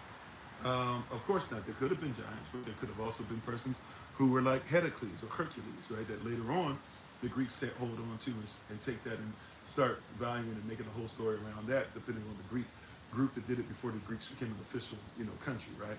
But, because, there was Athens, there was, Hermaphrodites, there was Spartans, there was this, there was that, etc., right? But and all these different things that are going on, right? There were Macedonians, all that. But all this stuff going on, there are persons that through history, more than likely they could have been from stories that were taken from Noah and them, but also just as in the days of Noah. Remember, the fallen angels, according to the Bible, they never went back up. They weren't allowed back up into the heavens. They tried to go back up after the men's bodies that they had taken over died. They tried to get back into the heavens, and the Most High shut it down. Like, no, y'all wanted to leave, y'all wanted to go down there, you wanted to go against my will. You made your bed lying. So they were actually sent back down. How you doing, Elder Tamer? And I hope I said Shalom earlier to Sister Deborah. I think your name has been popping up. I think I said Shalom to you earlier. I got to stop doing it. Just as soon as I see your name, I just need to say it. I think I've done it like 4 or 5 times recently. How you doing, Mina? And anybody coming in? Right? And I think I just saw Mitch 2000. Welcome back. So yeah, and all these different things that are happening that are going on, you see these netures. You can see that there are persons, men of renown, is actually a better description, but we know them as giants, right? Nevi'im or Laim or Nephilim or giants, but there's men of renown, right? So these men of renown are basically, or heroes, as some persons call them. That's kind of the same thing, men of renown. They're persons who did something heroic or they were stronger. By the way, even look up different belief systems or look at different cultures. Just because a Greek calls somebody a hero, it doesn't mean the person was a great person, right? So somebody could have these strengths, somebody could have these abilities, and different cultures could call them different things.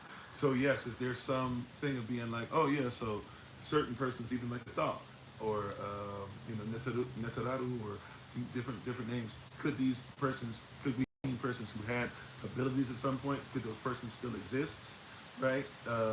Could there be persons to where they're doing things and they have the ability to change things, do things, and we need to be really prayed up against these spirits that exist? Yeah, for sure. for sure. I think once again, if that's your belief, that we still have, just as in the days of Noah, like we're actually talking about just as in the days of Kemet. But the Bible also tells us, like, think about all the wickedness kind of, flowing together.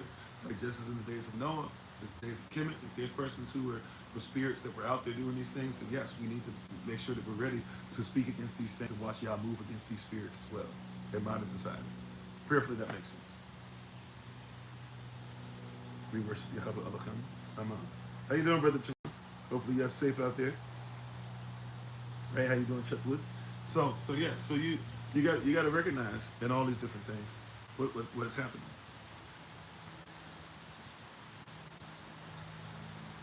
Okay, let me read through a couple more of these, and then I got to run inside and get some water real quick.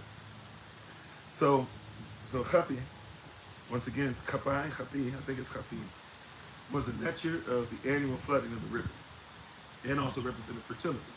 So when Yah comes against and turns the water to blood, that means we're also going against fertility. Now somebody missed that. Sisters, you know what I'm saying here. Brothers too, but sisters, don't miss this. You should get this before anybody else. Right? Chapi is also the nature of fertility.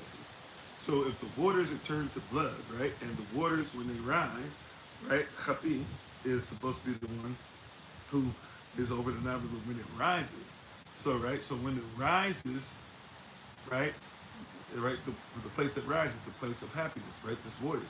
So if all the waters are being turned to blood and Chapi is done, that means that also if he is the nature that does a lot with fertility, then that means that this nature, therefore, the fertility, the water, I'm not trying to be too over-sexual, right? I'm just trying to, hopefully you comprehend the point, right? The water, the place where you can have waters flow, all of a sudden turns to blood. You see that? Are you with me? Right? I don't have to try and break that down too much more, right? Okay. Hopefully I don't. Right? So the waters that flow, they're supposed to be dealing with fertility. Yah has the ability to turn that into blood. All right? Okay. Can everybody still see and hear me? Yes, no, maybe so? Hopefully so. All right. Now the next one. Yes? Okay, thank you. All right, now the next one. Next one over. We have, I don't even know if I'm saying this right. I think it's Kanun. Kanun. I'm not sure if I'm saying that right. Okay. So, but Kanun is a ram-headed nature of the Nile, known as the Lord of the Water and the one who controlled the source of the river. So the source of the Nile River, and the Nile River is the main river, the main sustenance, right? So when the Nile River is affected, when this plague is spoken, Yah is saying the main flow of your river. And here's something that we don't talk about, but this is historical. We have historical evidence. The historians say this happened, scientists say this happened, geologists say this happened. For some reason, we want to pretend it did not. But we forget that the Nile River, as great and as vast as it is now, is very polluted and stuff now too. The Nile River used to be much bigger or much wider, had more variants, had more different things that flowed out of it, more channels and stuff that flowed out of it, and it was a sustainer of life. So in Egypt, a lot of places that you see as being desert, it's dry because there's different types of desert. So in Egypt today, right, and as opposed to Kemet of old, in Egypt today, when you see a lot of places that just seem to be sandy and dry and all this, a lot of those places were green.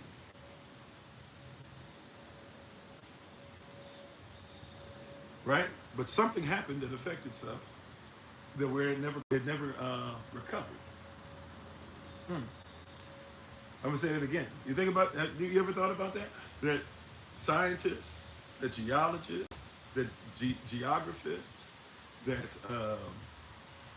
historians all agree that there was, if you go back in time, you start going back thousands upon thousands of years ago, everything was like, a lot of places in Kemet, a lot of places in modern Egypt would have been green and things. Now, I'm not saying that there aren't persons that came through and powers that came through that didn't decimate things later, but even prior to them, it says that there was a lot of green and a lot of great stuff and a lot of great sustenance. All of a sudden, something happens, danger. And I'm not even talking about the Sphinx. For those of you who know about the water damage on the water damage on the Sphinx, that points to something where the whole area had to be flooded. How do you have a flood that happens where everything gets so big and so high that basically, like, the Sphinx at high levels has water damage? That's another thing. But that's what we talking about noetic stuff, right? Or what is it called? Noetic or Noahitic or Noahitic? I don't know. But we talking about stuff from Noah on that, right? But that's agreed upon. Nobody really knows when the Sphinx was actually built. Someone suggests maybe 10,000 plus years ago. But regardless of what you believe, nobody really actually knows who built the Sphinx. We know what the Sphinx used to look like, but nobody actually knows who built it, right? But if you're talking about even stuff to where we know Kemet used to look great, well, I would suggest to you that maybe if you take waters and turn all the waters to blood, it might do some damage to the environment. That maybe it can't just come back from like that. By the way, when the water stops being blood, right? You know, I, let me do something. I don't know if I can even find. I'm gonna try to look up something real quick. Let me see.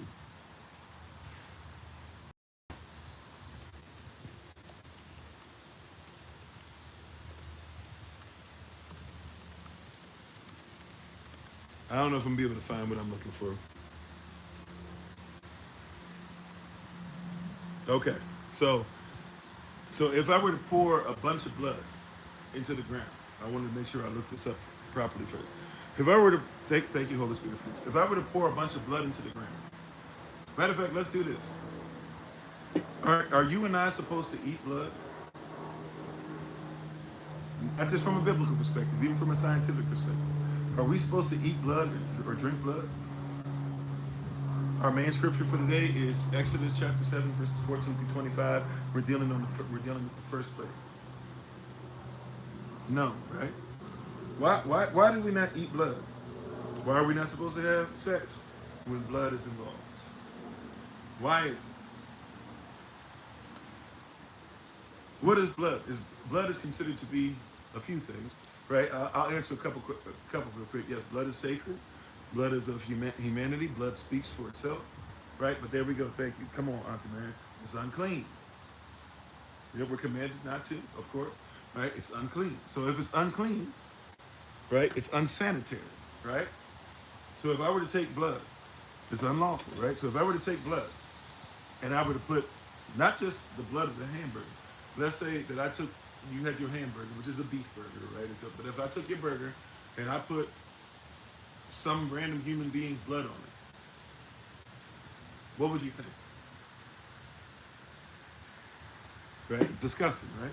Matter of fact, those of you who went to the Revelation series with us, you recall that we learned about how much the punishment was saying, where literally I think it said that the punishment and how much blood was going to have to be taken up would take up basically 200 miles, like 200 miles by a horse's bridle or by about 5 feet. I'm 6'5" and a half, so about 5 feet. Actually 5 feet. Yeah, my bad. About 5 feet. Horse's bridle. Right? And we talked about what happens if it's staying outside and what happens if insects are around it and all this stuff. It's disgusting, right? If I put blood in your burger and the mosquitoes started trying to be attracted to the blood and all, you'd be pretty disgusted, right? But now imagine that there's the Nile River worth of water.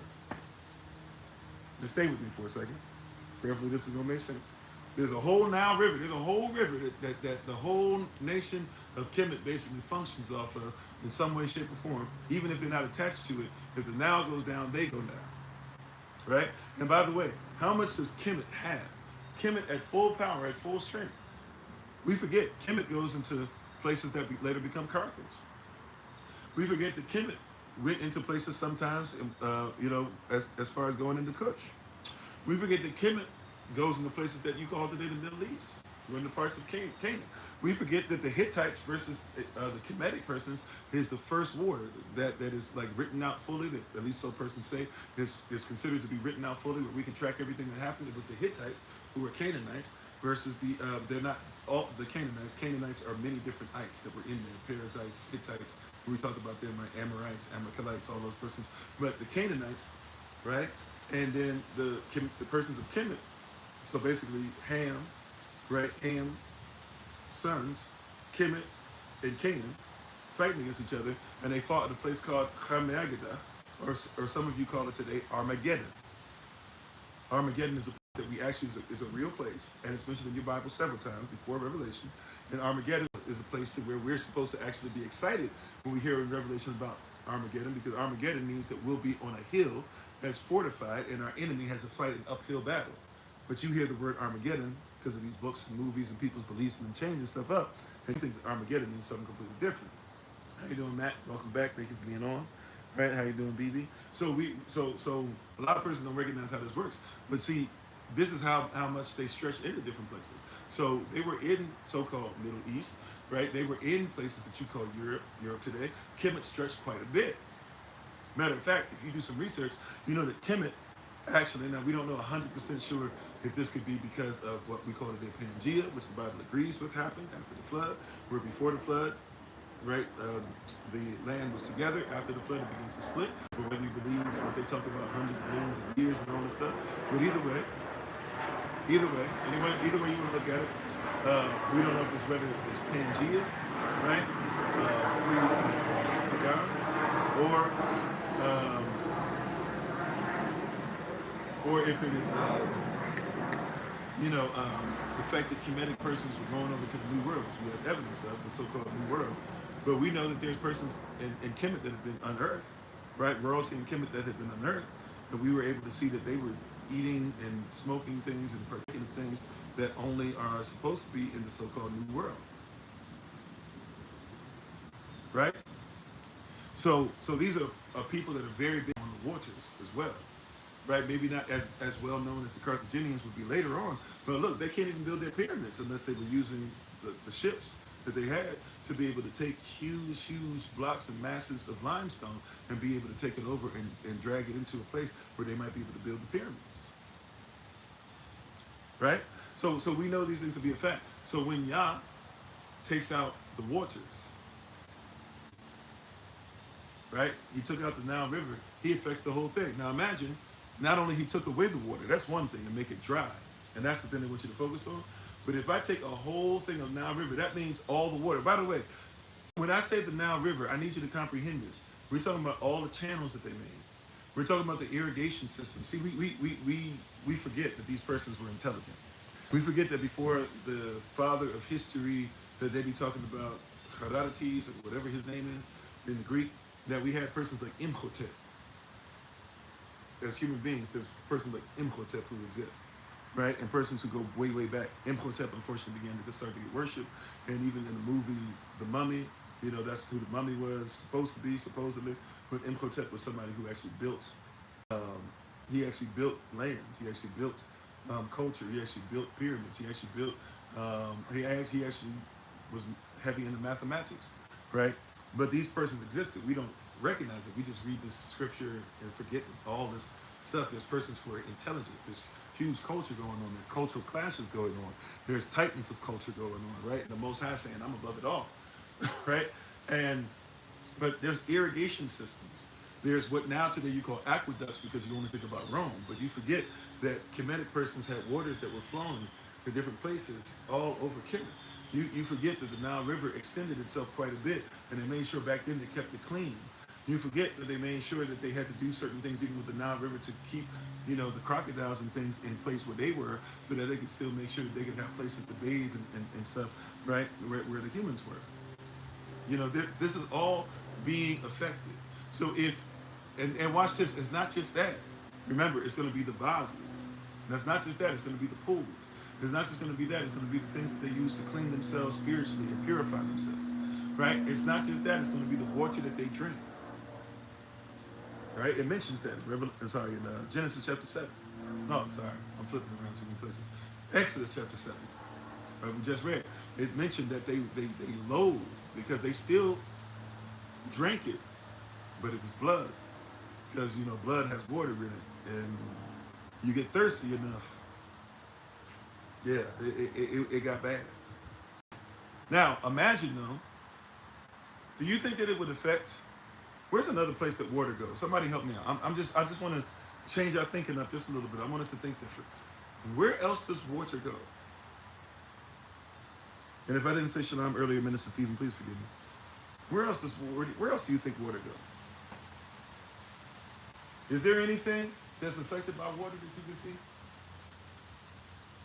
Oh, I wonder. Where else does water go? I'm gonna be right back. I'm gonna go get my other water sources while I'm talking. Then I'm gonna come back. give me give me like a minute. Where else do you think water goes?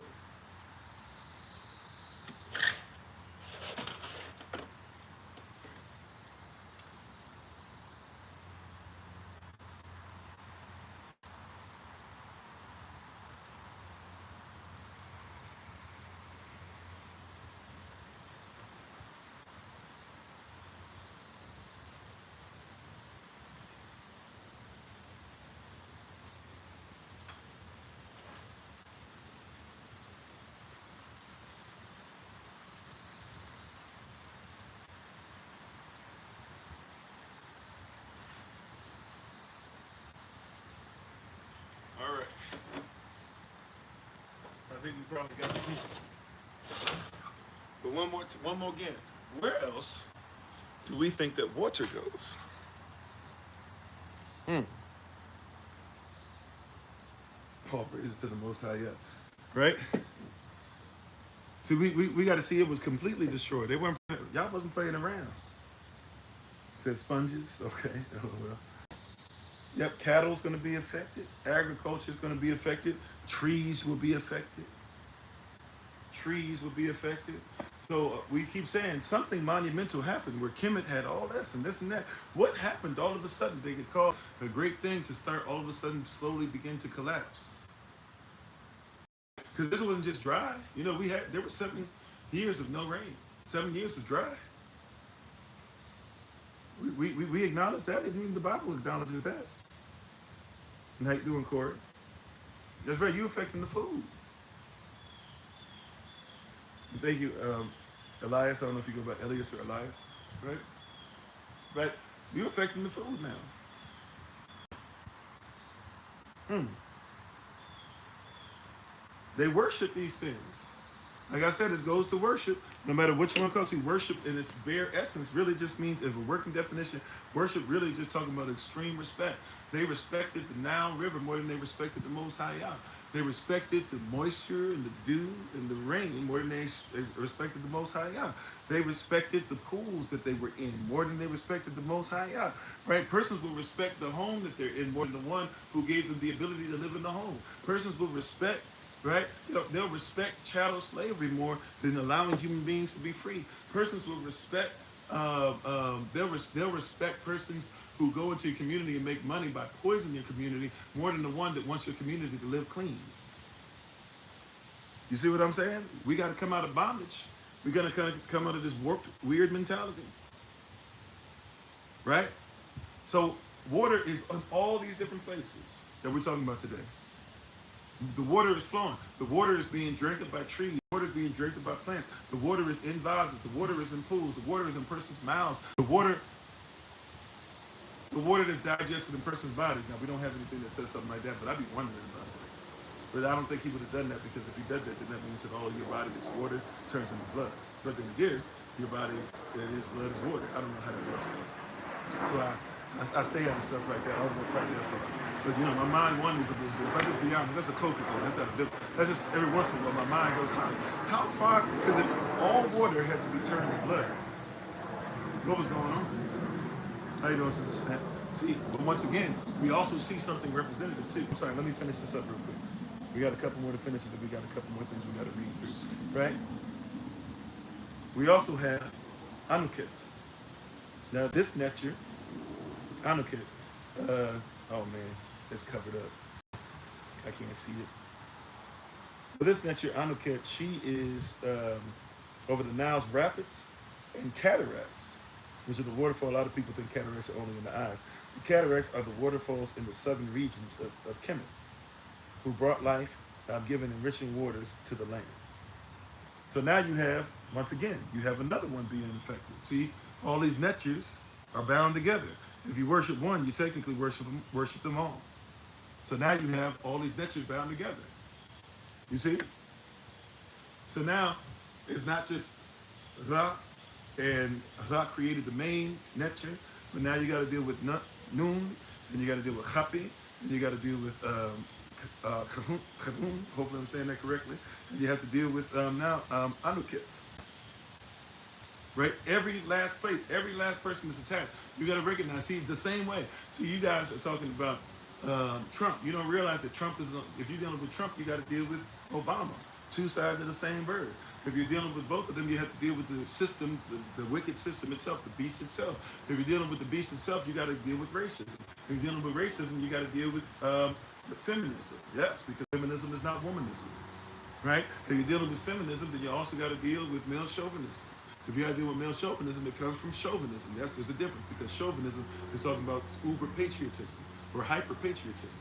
It gets you to a place where somebody can utilize you and tell you you're strong, but they literally are beating your body up so much that you're actually mangled, or beating up your mind so much that you're going crazy and going mad and not realizing that you don't know what's going on. See, all these things are attached. See, y'all's gonna have to break this thing down to where not just one thing is sitting out. When he starts taking it out, everything gets affected. Right? Everything gets affected. Right? Anything that's drinking water that needs water to survive, right? Anything that water is being used for gets affected when you get it. And by the way, right? Last one, and then we can try to move on. Hold on one second. Last one, and then we can try to move on. I can't read these things. How you doing, CT? Okay, I think that's the last one, right? So those are just the natures that are affected, right? And these are the things that are being affected. But lastly, once again, so if he affects in all those things in the Nile River, and it goes through places, through irrigation, through aqueducts, through just normalcy and life, to where trees and stuff. I'm not that far from little lake, man-made lake, but a lake. No, actually, I think it's a regular lake. There's like two sides to it or something. But anyways, not that far from two lakes or whatever. And guess what? All the stuff that I'm around right now. The reason why it's super green is because it's going deep down, and the waters are reaching where I am. Right? That's something that's a normalcy. We don't think about it. So you turn all that to blood. These are the effects of turning things to blood. This is what Yah is going to have to do to this wicked system. You better be careful what you're attached to, because some of you might be attached to some of the stuff that's about to start getting toe up. All right. So he's about to start bringing these plagues, just as in back in the day. And you might want to be careful your proximity to those persons who are about to be fed some blood. Right? Okay. What's going to happen here? What's going to happen here when we start talking about this? What's some of the effects? All right, here's some of the effects. Pouring blood into the ground, which is what Moses was supposed to do with his hands, right? With the water that turned to blood. But just pouring it into the ground, this is the effect of just pouring it into the ground. Remember, it's damaging the soil. If it's happening underground, if it's happening in the pools, if it's happening with persons who are carrying waters, whatever, this is affecting not just the water, it's affecting the ground, right? Something that would affect Kemet, and slowly but surely just have it to where they could never really become what they used to be. All right, pouring blood into the ground will not permanently damage the soil, but it can temporarily change the dirt's balance, right? pH balance, stuff like that, right? And create unsanitary conditions. Because blood is rich in nutrients like nitrogen and iron, it acts as a strong fertilizer in very small amounts. However, what? Watch this. We're not talking about small amounts. We're talking about a whole river and everything attached to it. However, right. What here's what it says: large quantities can cause several temporary issues. Right? Here's the temporary issues. You ready? Large quantities can cause several temporary issues. How you doing, Miss Kiki? But think about what these temporary issues are, and if you do them on a large scale, what it does to a nation over time. All right, here we go. It attracts animals. A lot of animals that you don't want anywhere near you. A lot of animals that would normally stay somewhere else because they were on the hunt. They come in looking for blood. Is that correct? Right? What kind of animals you think come for blood? In the position of the Nile River. What kind of animals you think are living high off the Nile River? I'm just trying to show you some things. Be careful. See, one thing, when Yah begins to bring something, it begins to affect multiple places in your life. Possibly tigers. I don't know about tigers so much. Maybe if we're talking about the parts of the Nile that we, because tigers are more so out of Africa. Maybe at that time it could have been. But we definitely have some crocodiles, for sure. right? I don't know if there's saltwater alligators over in Kemet, to be fair, but we definitely have some crocodiles for sure, right? That are coming looking for blood. Matter of fact, some of them would have been in water in the Nile River, and then all of a sudden it would turn to blood.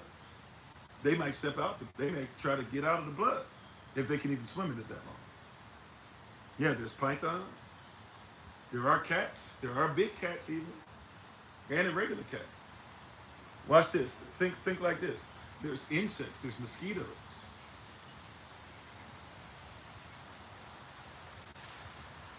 Oh yeah. You're not gonna have a bunch of blood around and have zero mosquitoes. Mosquitoes bring disease, don't they? Mosquitoes can bring famine. You know, locusts are attached to blood. You see, when we start getting, you see how one thing is going. When y'all does something, it's going to start to bring an effect. You know, we're going to deal with locusts later, but locusts are attracted to blood. Did you know that? Locusts are cannibals, but they're only cannibals when one of the locusts get injured. I just want to show you this stuff on a level. The person telling you that this stuff can't be real, right? But locusts are cannibals. So if locusts get a whiff of blood in the air, all you need is a westward wind, right? Locusts come from the east and kill it. We'll get into that a little bit, but see, there's a lot of stuff that happens, right? So there's going to be a lot of stuff that, but yeah, there's blood. There can be gadflies. You can have disease that happens. Remember, it said the people loathe to eat, to drink the water. That means they didn't want to drink the water because the water was blood. But if you go in 7 days in the Kemetic sun, hear me, beloved. It said they went a week, 7 days. They had to go Aleph, Bet, Gimel, Dalet, Chi, Vav, Zayin. They had to go to Shabbat. They had to go 7 days. Piranhas are attracted. That's one thing. I'm gonna be honest with you. I don't know because I think it said all the wildlife that stayed in the Nile died, right? So there could have been, but there could have been stuff coming from other rivers and stuff too. They're attracted. So we're doing a little bit of maybe even a little bit of exaggeration. I don't know if exaggeration is the right word, but we're exploring some things that obviously we can't put our finger on everything. But I'm just trying to give you guys a context, right? How you doing, Brother Yachasel? This stuff was deeper than what we think it was, right? There's a huge effect. Hyenas, possibly. I'm not sure about Kemet. I know hyenas usually are thought to be sub-Saharan, at least in my mind. I could be wrong about that, though. Somebody can look that up. I don't know where hyenas live. For real. I know a few places I know that normally we're lions, and normally we're, lions and hippos and stuff like that, and elephants and stuff, but doesn't mean they're not, they could stretch out further. I didn't know African dogs, for example, went all the way down to South Africa. I didn't know that was a thing. So, could be. How you doing, DJ? Thanks for being on with us. Thank y'all for the likes, shares, subscription, hit the notification tab. If you guys help us in front of the scenes, behind the scenes, whatever the case might be. Don't forget about VBS tonight, starting tonight on Zoom. We have the Zoom link out for you guys. And thank you, everybody, in advance for those who help us with things monetarily, to do what we do to help out persons around the world, even to just exist and to travel and meet with you guys and take care of things. We thank you for helping us. Come on. All right. So, let's continue. All praises to the Most High. Right? But that's just one way. Right? Here's another way that accepts us. It alters the soil's chemistry. It's chemistry. It alters the soil's chemistry.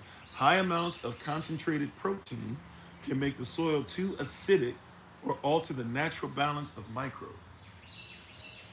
So if the soil is too acidic because there's too much blood there, microbes begin to change and stuff. In other words, if something is acidic, right, you want stuff to live, right? There's some things that live off of being acidic, but for the most part, like 99% of the time, if something is acidic, you're going to die, right? Something too acidic means that you're taking away life. That's a fact, right?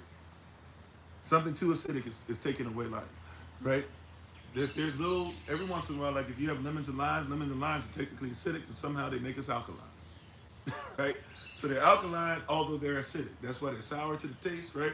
Right? Extremely sour and bitter to a lot of persons because they're technically acidic, but the chemical reaction that happens inside your body, if you will, right?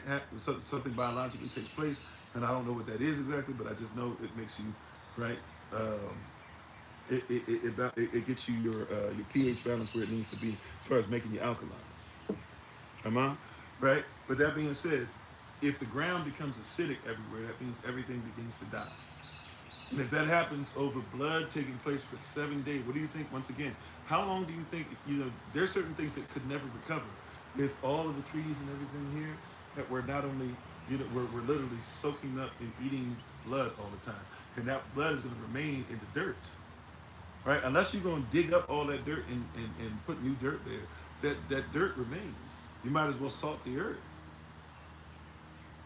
Matter of fact, it's worse than salting the earth, because salting the earth is at least on the top. Right? We're talking about, once again, the water. All waters in Kemet, not just the Nile River. A lot of persons think it's just the Nile River. No, all waters. Right? If they poured out water, it was blood. If they had water in their cup, it was blood. And think about how now disgusting it is that they have to now drink the blood. It said that they were trying their best. They were trying to dig trenches, right? You got to be careful. When Yah comes for you, he coming. They said they were trying to dig trenches and dig ditches and trying to see where else can we find water and everything. Couldn't find it. And so eventually, before the 7 days was up, right? Because yeah, some person can do dry fast for a long time, but for real, your average person is not going to make it past 3 days tops with water, and they had to go 7 days. After a while, everybody, as much as it started looking bad to drink, even the worst of the worst started looking great to you. See, be careful. You'll be put in a position where you're around some stuff in your environment, and even though it's something that's terrible for you to drink, you'd rather drink it than die. At least that's your thought process. And so you go ahead and drink those things that you shouldn't have any part of.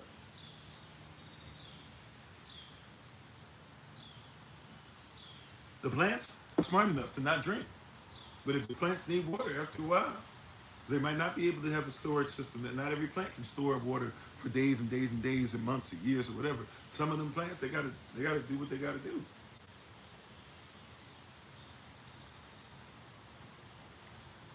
Amen. That's chaos. It became chaotic. That's right.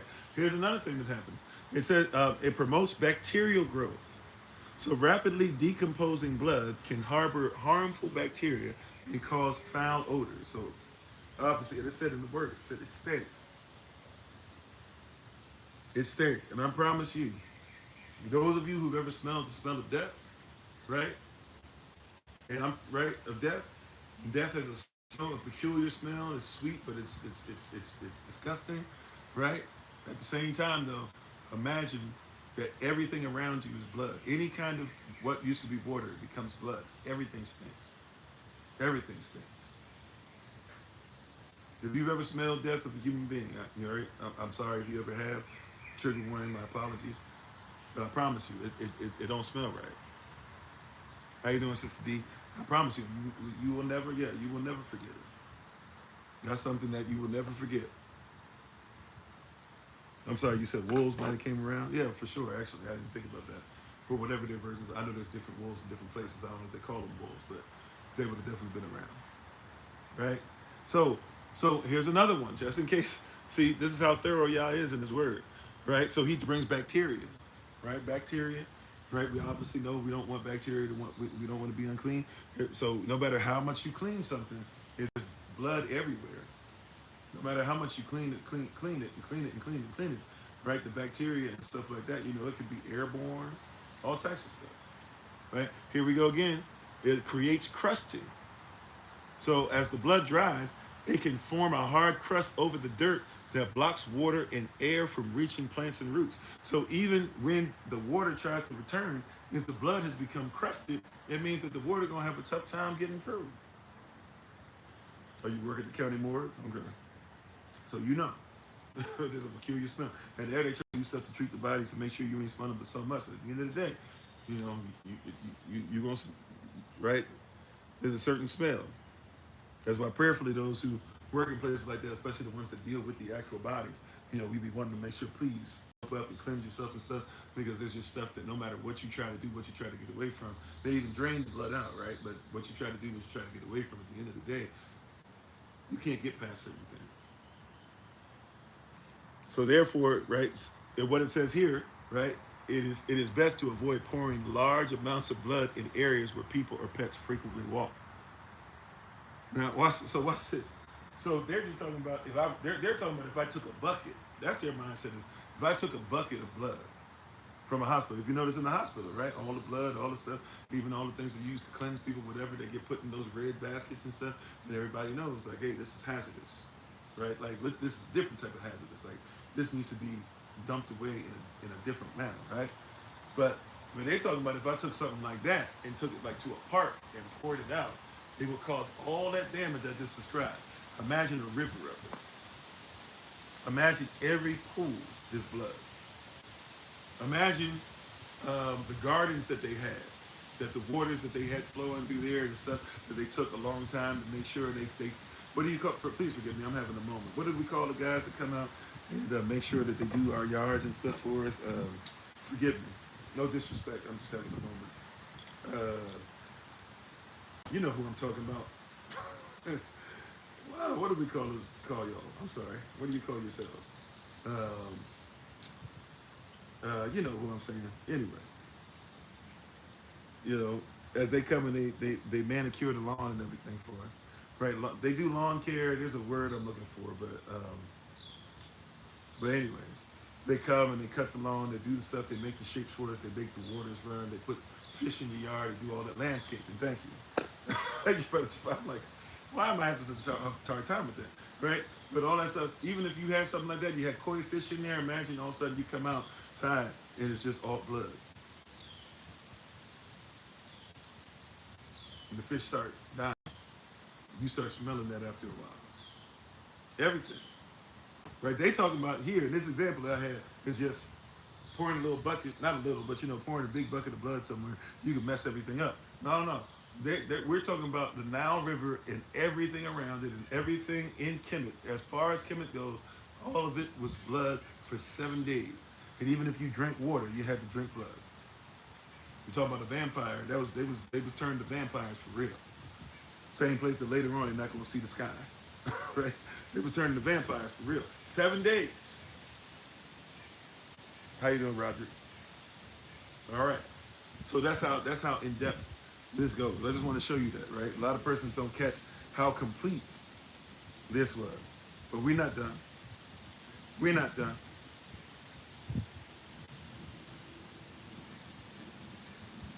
Okay. Also, the primary ancient. So watch this. Oh no, no, no. We went through this already.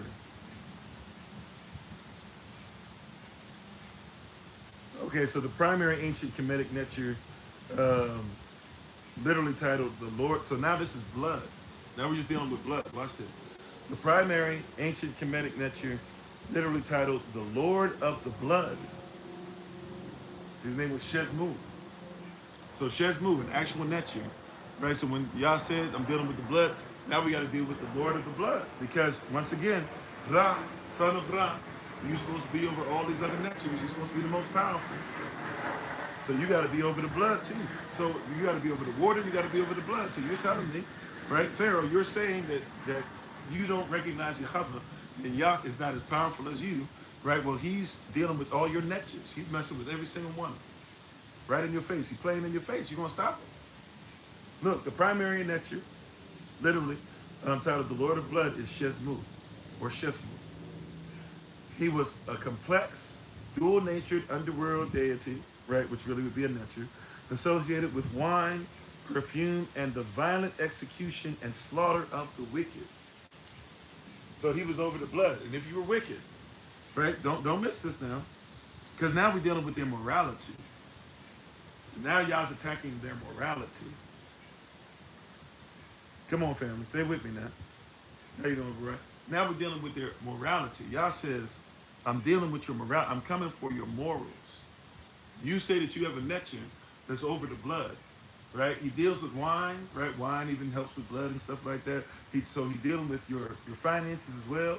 He's dealing with the underworld, but he also is somebody that if you get out of pocket, he'll slay you. So he's somebody that stands for morals. He stands for ma'at.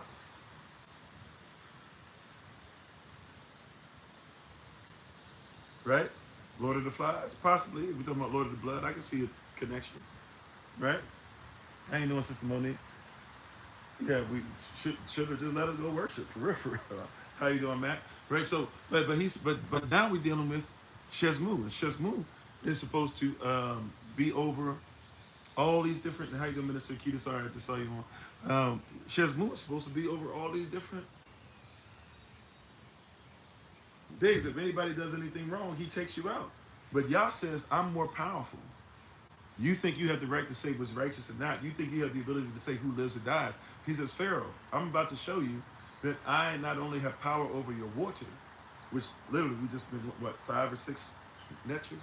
He says, not only am I going to deal with your netures over the water, but I'm going to deal with your netures over the blood.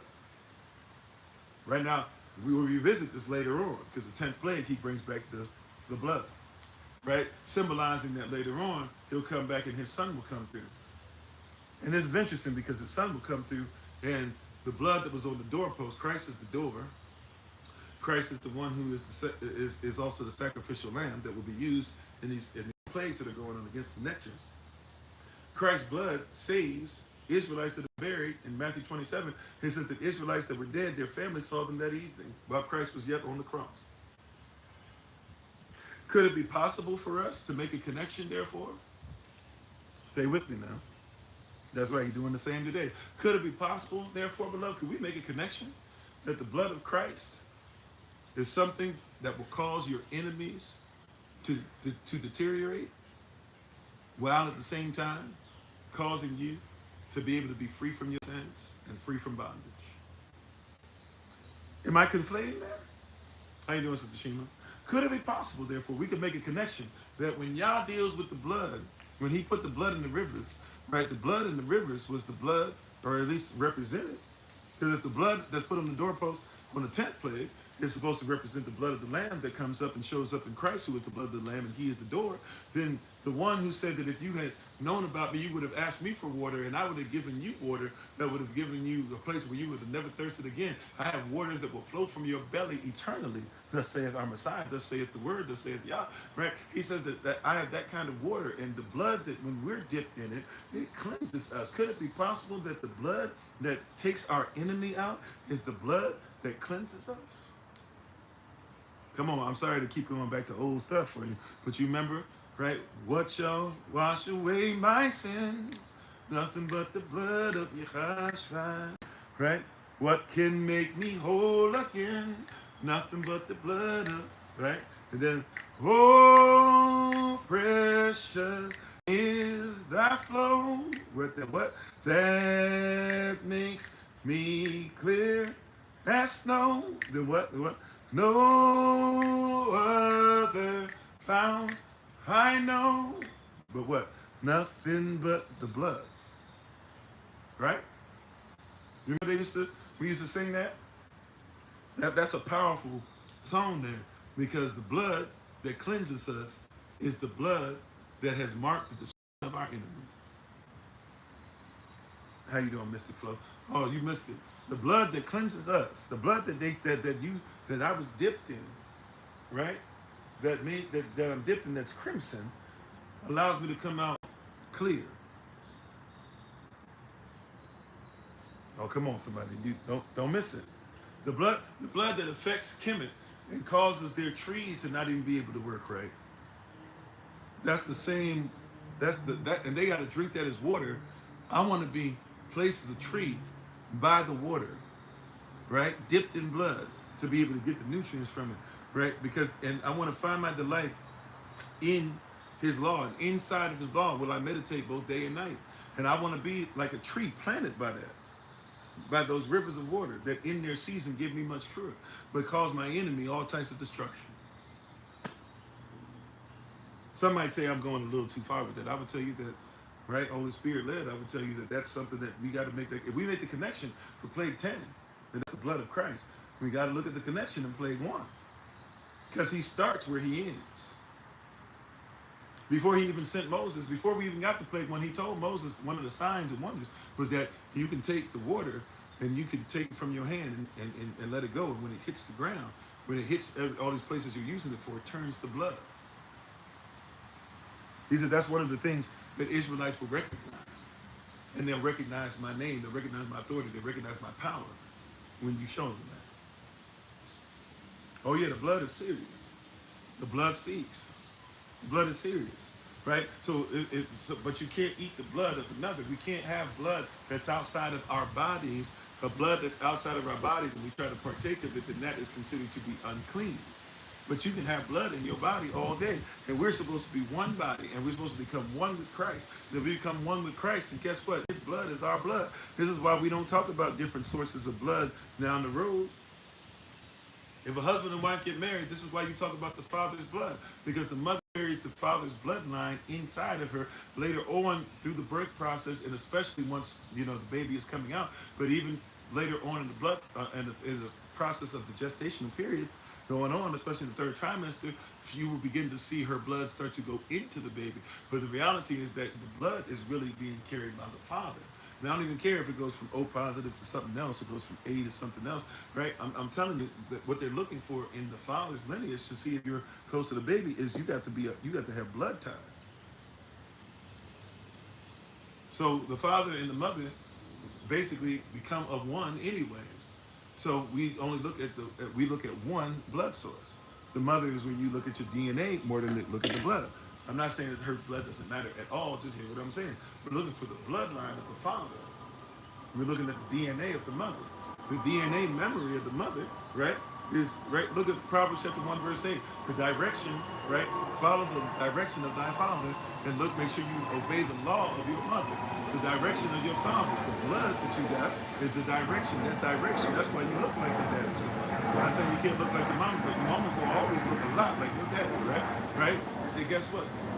Then the law is laid down based upon the direction. The law is the stuff that was there. So the law was already there, right? If you were XX or XY, that extra X or Y chromosome was the direction that daddy gave you. You're going to become girl, you're going to become boy. You're going to become a husband, you're going to become a wife. Right? You're going to look like this, you're going to look like that. But there was already laws that were in place. There was already that initial X chromosome that was already there. And so when the father's blood, because sperm is blood, if you didn't know. So when the father's blood, and sperm also in Hebrew means seed, it also means word, right? So when the word and the seed of the father that should come from a circumcised place, a clean, a lawful place, when that seed entered into the mother and got to the egg that's going to be implanted, now the seed and the egg become one. Right? And when the seed and the egg become one, they become implanted upon the side or the garden of the mother.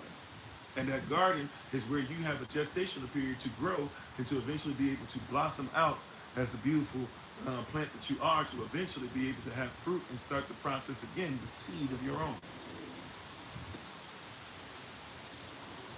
Prayerfully that made sense. I don't know if I can say that again.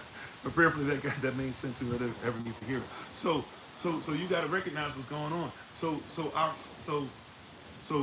Yah is making himself to be all powerful, and he's already showing us the power of the blood. And he's already showing us that the blood will take away the ability of those who deserve death, or even if we deserve death, if we be under the blood, if we be under the covenant, if we be where we're supposed to be, then Yah will protect us even from these things that are happening. But those in Kemet, when they see the blood, it's destruction. But let's get back to what we were reading. Let's read through this real quick. Right?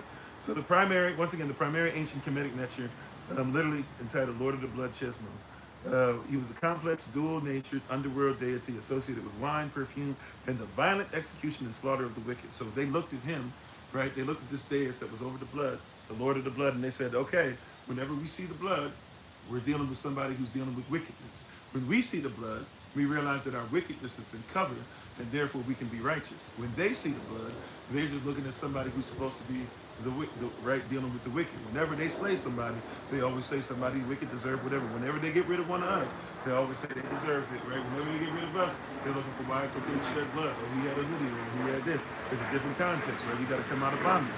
Chesmu's dominion over blood stems from the ancient Kemetic association between red wine and blood. He is frequently depicted as a demonic figure who punishes sinners by placing their heads in a wine press and squeezing out their blood. Once again, we got a different cultural thing going on. Because when we think of the wine press, right? When we think of the wine press, when we think of what's coming out of there, we're thinking out of what? When we think of even though it's not exactly the same, but it's kind of the same, when we even think of the threshing floor, we're thinking of something we have to go through. When we think about wine, we don't put new wine in old wineskins, right? We're thinking about wine as something as far as wealth and things of that nature. But when they look at the wine, when they look at the blood, they're looking at, hey, punishment. Okay. Now, despite his brutal role as the headman of Osiris, we know about Osiris, but we don't have to touch on him again today. The headman of Osiris, he was also considered a protector of the virtuous who provided wine as sustenance in the afterlife. So if you were a righteous person, right, the wine that was given to you, right, was something that he would provide to you, but it was based off of the blood of those who had taken their life. This is what Yah's coming against. He says, I control the water and I control the blood. The way you look at this stuff is not the way I look at this stuff. Let's keep on going. Other notable deities heavily associated with blood and Kemetic mythology include Sekhmet, right? The ferocious lion-headed nature, the female nature of war and retribution, sometimes called the Eye of Ra. If you've ever heard the Eye of Ra, that's where you get that from. That's somebody attached to that, and she's attached to blood. She nearly wiped out all humanity. What does it say? She nearly wiped out all humanity in a bloodlusting rampage. It was only stopped when tricked into drinking red-dyed beer that she mistook for blood. So whenever you hear somebody talking about Sekhmet, if you don't know who that is, whenever they start talking about the Eye of Ra, and they start telling you, yeah, you got to get on this. You got to be about what your people were about. Your people were never about worshiping somebody who was always trying to take your blood and was so worried about blood that she literally had to be tricked into drinking something that looked like blood. That's why I say be careful about this stuff. We just go, all black folk, all skin folk is kinfolk. No, no, no, no, no. Some of these cats, it was evil. Some of these cats was evil. If you can say Idi Amin is evil, it's all right. I know somebody has it in your mind that you can't admit that a black person has ever done anything wrong. I'm not saying that we need to go against black persons. You know what I'm saying? In some of your minds, because of the way you look, the persons that look like you can never do anything wrong. Get over that. Get over that. In your mind, some of you think because somebody wears fringes, it means that they can never do anything. Get over that. Right? You already fell for the banana in the tailpipe before. For whatever reason, you're doing the same thing. In your mind, you thought that a pastor could never lie to you. Get over that.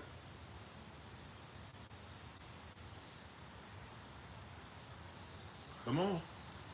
In your mind, he was 6'8",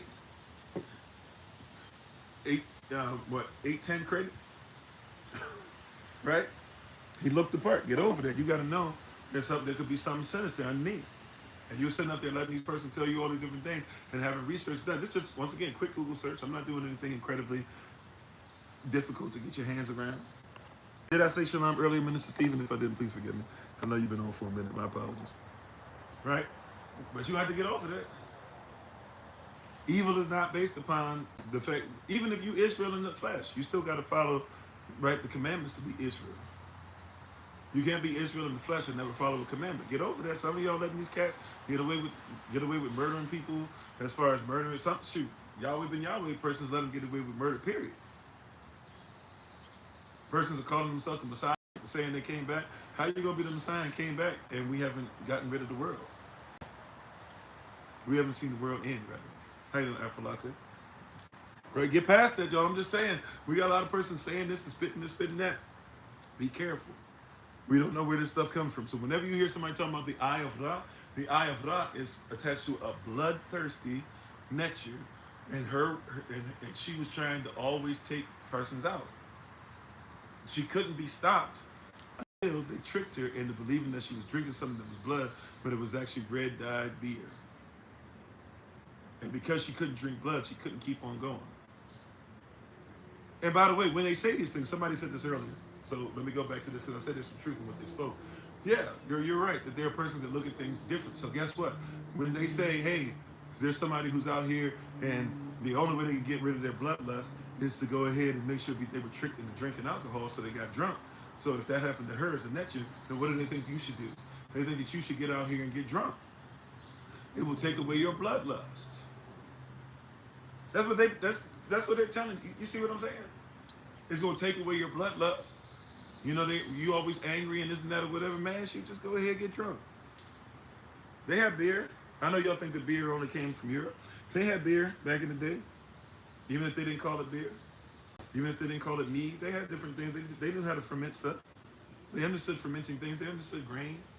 They understood, putting sugar in things and letting it ferment even more so. Getting a peach schnapps and all that stuff. They understood how that worked. But that's part of the mentality, and we don't look at that. We don't look at that at all. We just go, oh yeah, make sure somebody will lie to you and say, yeah, this is this. This no, it's not. No, it's not. Be careful with these cats, right? I googled a little bit more for you. There's some others that you should probably know about, right? Not only Sekhmet, well, there's the last one. The last one, excuse me. I said we're gonna have to get into him. Osiris. Osiris is the nectar of the underworld and resurrection. So the Nile River was also frequently known as what? The Nile River was frequently known as the bloodstream of Osiris.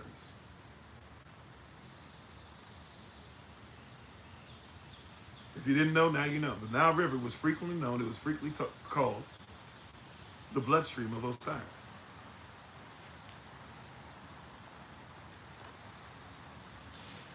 So if you saw the Nile River, it was known as the bloodstream of Osiris. Now, if you recall, we've already taught you guys about Osiris and about where the obelisk comes from. If you do some research about the obelisk, right, and so once again, just like back then, we got to know about things today. So if I may, right, I know we already talked about it. I know I talked about it in the block. I know we talked about it in this series I think just yesterday, if not the day before. But if I may, just one more again. George Washington obelisk. Why is George Washington got an obelisk? The obelisk represents a phallus, right? George Washington is supposed to represent Osiris. Osiris, right? The nectar of the underworld. George Washington buried, but also Osiris is supposed to represent what? He's supposed to represent. Well, he was at one point even kind of like the Ra figure or a very high figure in what was going on. Persons disliked Osiris. They cut his body into pieces. He had a wife named Isis, right? Isis, right? Flew over, and she looked over everything that was in the sky. She more than likely is Isis, but we call her Isis today because persons, we pronounce things differently. Isis, as she's flying around and going everywhere, she can't find her husband.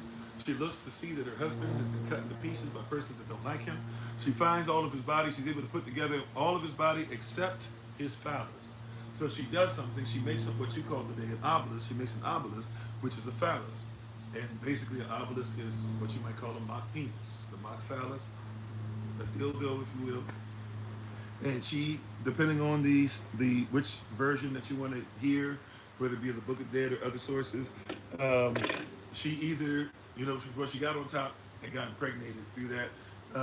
Either it was through necrophilia. Well, either way, it's necrophilia. But either he remained dead or he remained a zombie for the rest of his existence. So when you hear all this stuff coming into place, we're not even recognizing like Yah is destroying all of this. And you got in modern Washington, D.C. Washington, D.C. is called Washington District of Columbia. Why is it called Washington District of Columbia? It's Washington District of Columbia because the Columbia, right? And really she's a deity, a deist, but she's supposed to represent the nectar Isis. She's actually a Greek deity, right? Or Greek deist who was over in Greece is known as Columbia, right? And she, matter of fact, if you've ever seen like Columbia pictures and stuff, you remember Columbia pictures, and they used to have this stuff, or even the way that like the woman stands with the light that the Statue of Liberty stands with as well, right? That's based off of a pose with Columbia. So Columbia, right, is supposed to represent a nectar that's Isis. She flies around. Nothing in D.C. is supposed to be built higher than her. And she flies around looking for her husband. And if you actually go around D.C., you'll find Columbia in different places, basically looking for her husband. If you don't know that, though, you have no clue that they're talking about that. That's why when people keep talking about separation of church and state, and a lot of you think that means separation of belief system from the state. But no, you can't have the state without worship. And so you don't know the reason why George Washington is on your dollar bill as number one is not because he has the least value, it's because he's the first person of worship. You can't worship any other way, especially with those who started putting themselves in place to be over the corporation, right? The president of the corporation. If you do your research, George Washington can only even become the president, or United States of America even can only become sovereign later on. Like we don't talk about 1787, 1789, 1791. We don't talk about 1776 in that war, forgetting that war didn't mean America became sovereign. What is it that allowed America to become sovereign? The United States of America, right? United States Corporation, if you will. What allowed that America to become sovereign to where they didn't write a constitution until many years later. Why couldn't they become sovereign? What had to happen for America to become sovereign? Does anybody know? This is stuff that you're not going to get in your textbooks, but this stuff that you need to know. What is it that happens that causes America to become sovereign?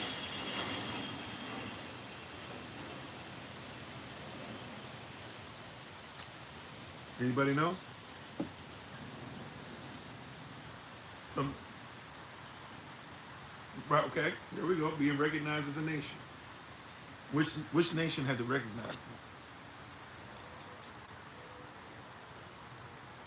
Revolutionary War. Revolutionary War. They won it, but they still weren't sovereign. There we go. Thank you, brother Dwayne. Not England. England didn't recognize. England just lost to them. England didn't recognize their sovereignty. Right? Not right away. But thank you, brother Dwayne. It was a treaty of peace and friendship with the Moors, Morocco, to be exact. It was a Muslim sultan that said he would do business with them. Nobody would even do business with them, not officially, because how can we do business with you and you guys, aren't a sovereign state? So, a Moorish sultan from Morocco literally did business with them, right? And said, yeah, but that's why the Constitution, if you notice, right? America already had a Constitution, or the American colonies already had a Constitution. They already had a president. George Washington is known as the first president under a new Constitution. They had to change the Constitution because the Sultan would not do business with them under the old Constitution. They had to change the Constitution so that the Sultan would approve it, and once the Sultan approved of how they were going to do their at least what they said they would do, their leadership, then he would do business with them. Matter of fact, George Washington is on wax, if you will. He's recorded. It's written by him and by others, saying how thankful he was, writing a letter to the Moorish Sultan, stating how thankful he was that they would do business with them and recognize the United States of America. And he said, hey, we're working towards becoming what it is that you saw in us, because the Sultan was like, y'all ain't there, y'all ain't much yet. But they were like, we'll become what it is that you saw in us. But thank you for going ahead, because they had to authorize it. This is why, one of the reasons why, as well, that if you look at what a lot of Masons, especially in the United States of America, right, what they wear, if you notice, they wear things that Moors wore. We don't think about it. But what they wear, like the Moors weren't wearing the stuff with the G and the geometry and the protractor and all that. That's because the Masons were using that in their day, right? And that's why you still have to use it in school today, because that's what the Masons used back then. But that being said, that's why they dress like Masons to this day. The Masons dress like Moors, right? The fez that they have and all that stuff, go look at who wore that initially. That's not something that Europeans wore. Now you think that they wear stuff like that, but you don't even think to yourself, that's weird. Like, where did they get that from? The little cover with the tassel on it, and they got I know this Irish and Scottish that have kilts and stuff, but they seem to be wearing a different type of skirt. It's European. It's definitely Europeanized, if that be a word. Yeah, Shriners and all that stuff. Yeah, for sure. They're wearing that stuff because it's Moorish. By the way, right? And I don't know. I hope I don't get a strike on this. Prayerfully, I don't get a strike on this, but I'm going to try and look for a video. Some of you seen this video. Some of you heard it. Matter of fact, on the old SOC channel, I had the first time I had a video reach a million or whatever, when I was back into, when I was hitting numbers and stuff like that before. The first video I ever had reached that on my old channel was one where literally I went through speeches that Obama made and Hillary Clinton made to prove. That was like the first really, really big one. I had 100,000 stuff a few times here or there, but that was the first like big one. I was like, dang, okay. Like, you can, but I learned then you got to be careful, because I was doing advertisements and I was like, I need to make some money off of this. So I started trying to do money off that, and that's when they started attacking me, because if you try to make money off of it, then the persons who pay YouTube, they get to tell YouTube, hey, let that happen, don't let that happen. So that's why I've gone another route now. All praise to the Most High. Once again, thank you to you all, because you guys help me to be able to tell the truth, literally. If I just try to go through stuff I can't tell the truth and get paid via the people who hide the truth from me, right? So I praise y'all that I don't have to get paid, that, he uses a piece of what it is that you guys get to SOC to help my family and help SOC to do what we need to do. And even the preachers that you help and stuff like that, I appreciate you all. That being said, though, I'm gonna try and see if I can find something real quick. I don't know if I shall, but let's do this real quick. I'm gonna try and see if we'll.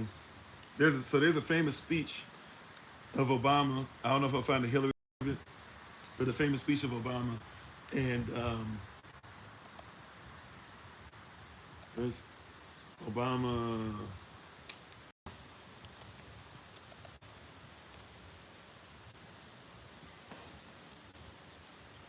Okay, let me see. I think this is it. There's also one that Hillary speaks. I don't know. There's one. Yeah, they don't have the one that I used to have up anymore. Um,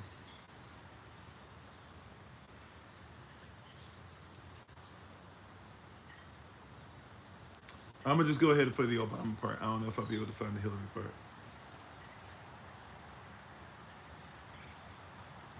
So prayerfully, I don't get in trouble. Like I said, we'll see. But hopefully, everybody will be able to hear it. You should be able to hear it, or we'll let it play. Make sure it's turned up first. All right, everybody should be able to hear it. If you can't, I'm gonna do a mic check real quick though. Nation to recognize my country. Can everybody hear Morocco. Can everybody hear? Yes, no, maybe so. Tell me you're afraid of reading others. You can? Okay. All right. And thank you, babe, for being on. My wife is on, the Honorable Alma. As always, you can check her out on TikTok, YouTube, and her website at Bloom and Flourish. Soon, hopefully, be able to catch her on Bloom and Flourish, or Bloom and Kofi on our channel too, as well. Thank you, babe, for being on. Love you very much. Hopefully, all is well. Look forward to spending the rest of my life with you. All right. Okay, here we go. So here we go. I'm gonna let it play. So we're just gonna listen. Prayerfully, I don't get no rights, but it is what it is. You're gonna learn today. All right, here we go. Oh, let me wait for the airplane to finish going over here. But I'm gonna let Obama. There's another one where Hillary Clinton talks about it. I'm not really gonna go through that.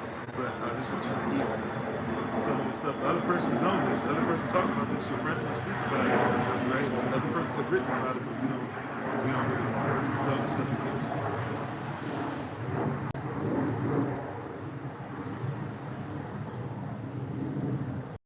Okay, here we go. 5, 4, 3, 2.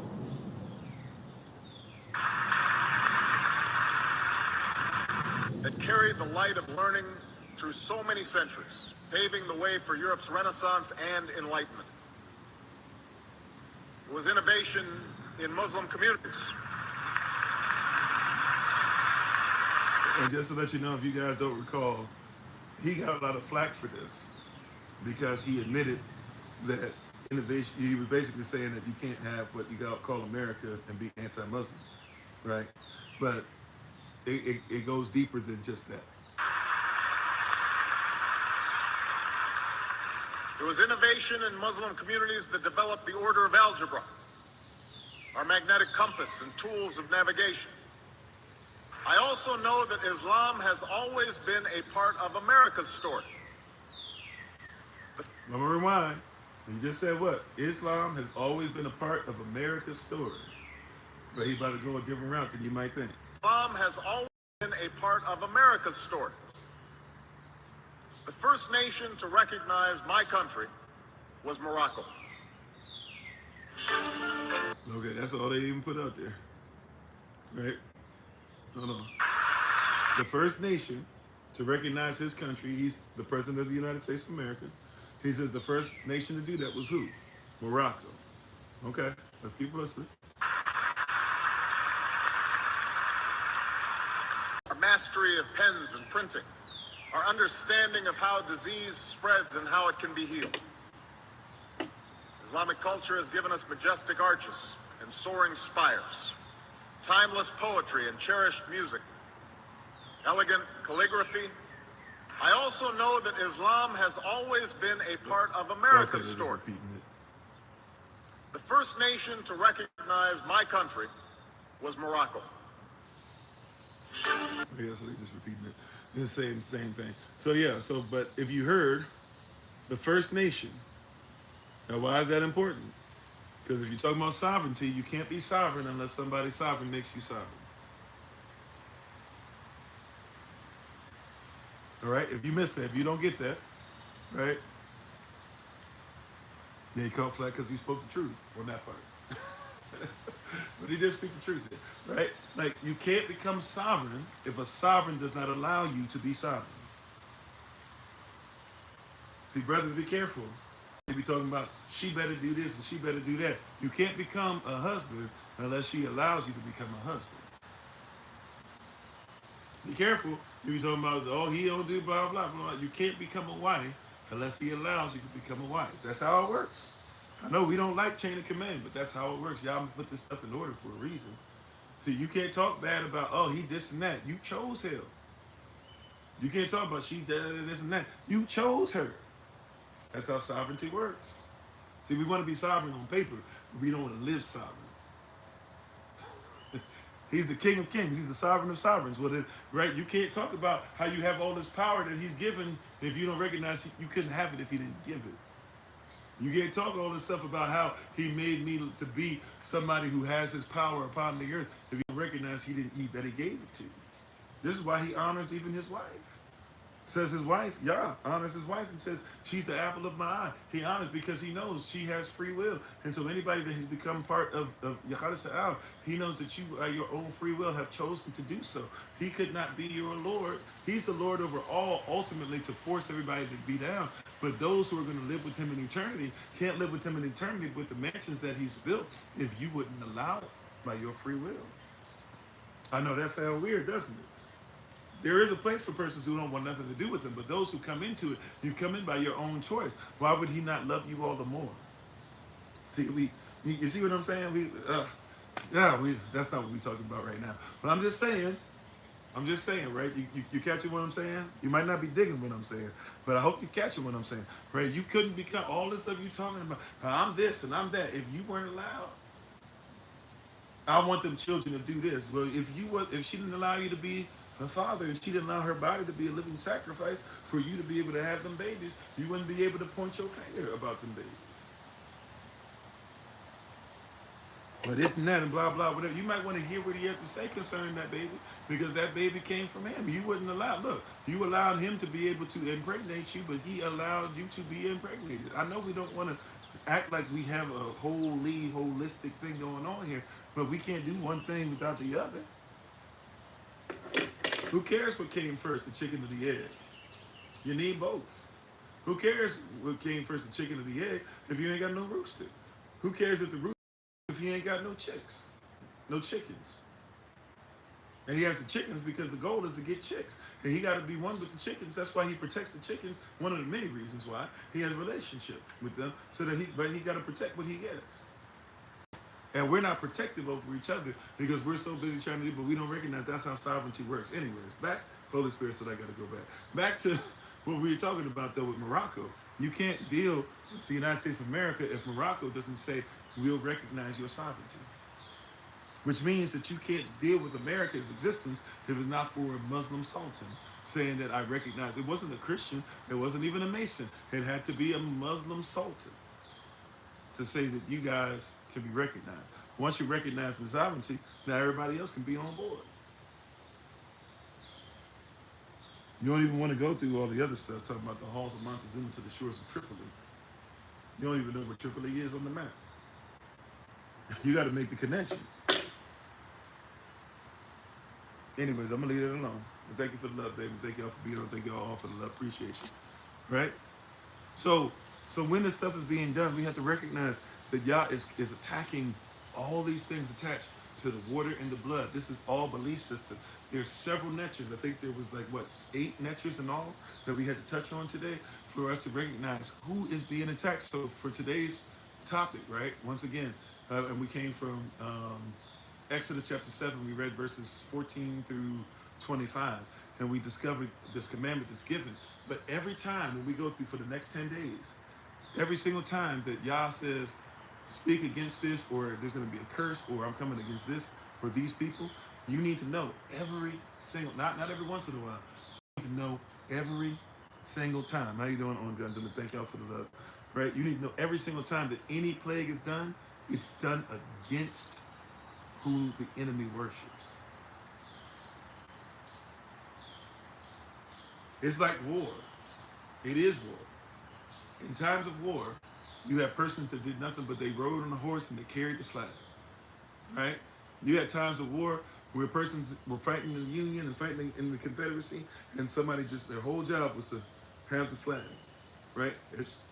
They were marching with everybody else, just carrying the flag. That was all they did, right?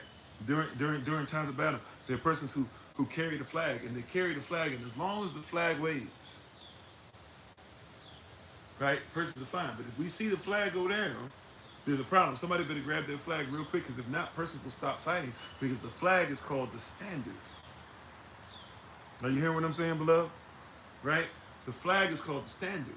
So you go for leadership positions, and you go for even persons who carry the flag, right? The persons who carry the flag, a lot of them are in leadership positions, or they are persons that are trusted by leadership, by persons in leadership position. Because if we can get to these persons as soon as possible, we can come against them, if we can frustrate, we can get them out, if we can get them to fall, then everybody who fights against us will fall as well, right? If you take off the head, you take off the body, right? Go for the head of the snake. If we can get all of them, then all of them fall. Right? That's the goal. If we get all of them, then all of them shall fall. If we get all of them, they all gone. So the goal is to make sure that you go for the person carrying the standard. So if the person on the Kemetic side, the person on the side of bondage, the person on the side of the world is carrying a standard that's against us, then we go for them to show them that their standard cannot carry or cannot stand against the standard of Yahweh. Come on, Brother Daniel. Daniel chapter 1. If the standard for them is we eat this type of meat, and this is what makes us strong, Daniel says, well, the standard for us is greater than your standard. See, some of y'all get caught up. That's right, never drop the standard. Oh, I like that, never drop the standard. Some of us get caught up. And you get this thing in reverse, where you try to get on the job, or you try to get in place, or you try to go to the school, or you try to get in person's great graces, and you try, okay, I'm going to be able to fit in, so I want to make sure that I carry their standard. But no. Daniel, if you don't know, Daniel was not just a prophet. Daniel was of royal lineage. It's proven. They've been able to dig up stuff that has Daniel's name all over it. They know that Daniel was of royal lineage. We have the evidence, right? We have things that he wore, right, with his name on it. He was of royal lineage, and and what you do is you capture the people, and then that's why Daniel, Ananiah, Hazariah, I'm forgetting the other one, Hananiah, were taken, or as you know them as Daniel, Shadrach, Meshach, and Abednego. They were taken, and they were royalty. And what you do is you take the young royalty hostage, so that the people don't want to see their leaders go. You start training the young royalty as their hostage to be like you, and then as they start being like you, the other people will start conforming to your system. But what Daniel, Shadrach, Meshach, and Abednego did was they said, no matter what you do, we will not conform. So Daniel in chapter 1 says, you guys want us to eat like you, we will not eat like you. And his Yah is more powerful than their Ishtar type persons they worship, right? And their Nebuchadnezzar, who they worship as the God King, right? And then later on, Daniel gets a dream, and Shadrach, Meshach, Abednego, Nebuchadnezzar has a dream. Daniel, Shadrach, Meshach, and Abednego come together, and they pray, and they finish praying over what's happening, and they end up, and then Daniel is therefore given interpretation. Not only interpretation, but what the dream actually was. That's because they did not bow, and everybody else who was bowing down and just saying stuff and hoping that they would get something were this close to death, except Daniel saved all, to the point to where Nebuchadnezzar bowed his knee to Daniel and said, hey, there's only one Elohim, and it must be whom you serve. Right? There's none like him. But then in the very next chapter, Daniel chapter 3, right, he listens to everybody getting his head all big again, builds a whole statue, and says, everybody better bow down at the sound of this, and better ultimately, really, you're bowing down to me. And if you don't bow down to me, then you're going to be gone. Here now, Daniel is writing about it, but he's not involved in it because he's already gotten the past of the things that he's done. Nebuchadnezzar doesn't realize that he's done this with Shadrach, Meshach, and Abednego.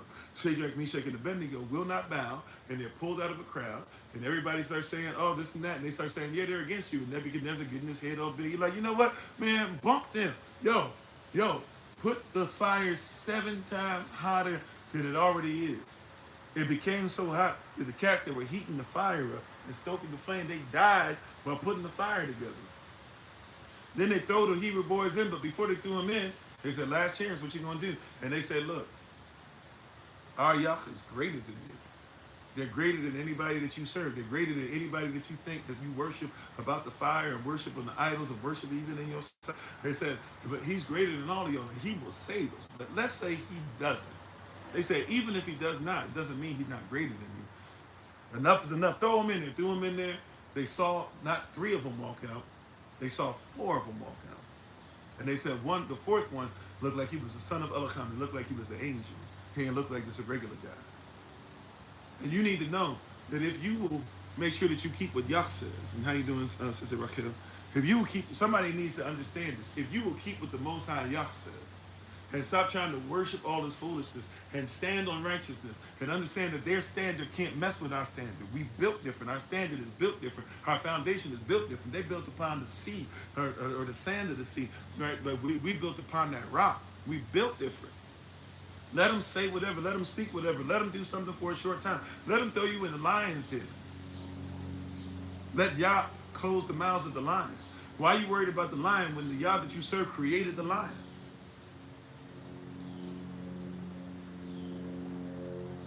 You hear what I'm saying? We got a wild thought process.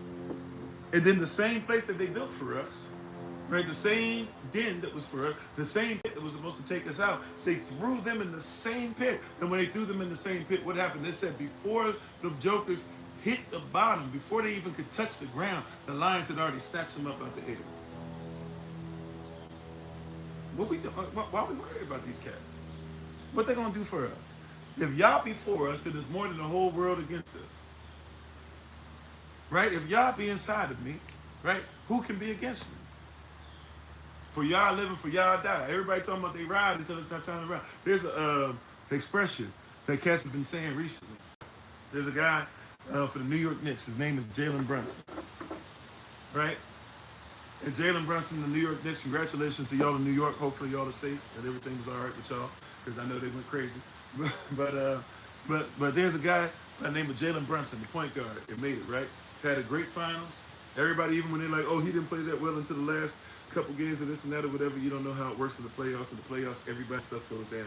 There's only 2 persons whose percentage and everything went up, and that's LeBron James and Michael Jordan. Outside of that, everybody's stuff actually goes down in the playoffs because you're trying your best to have games where you literally are trying to take out the best player, right?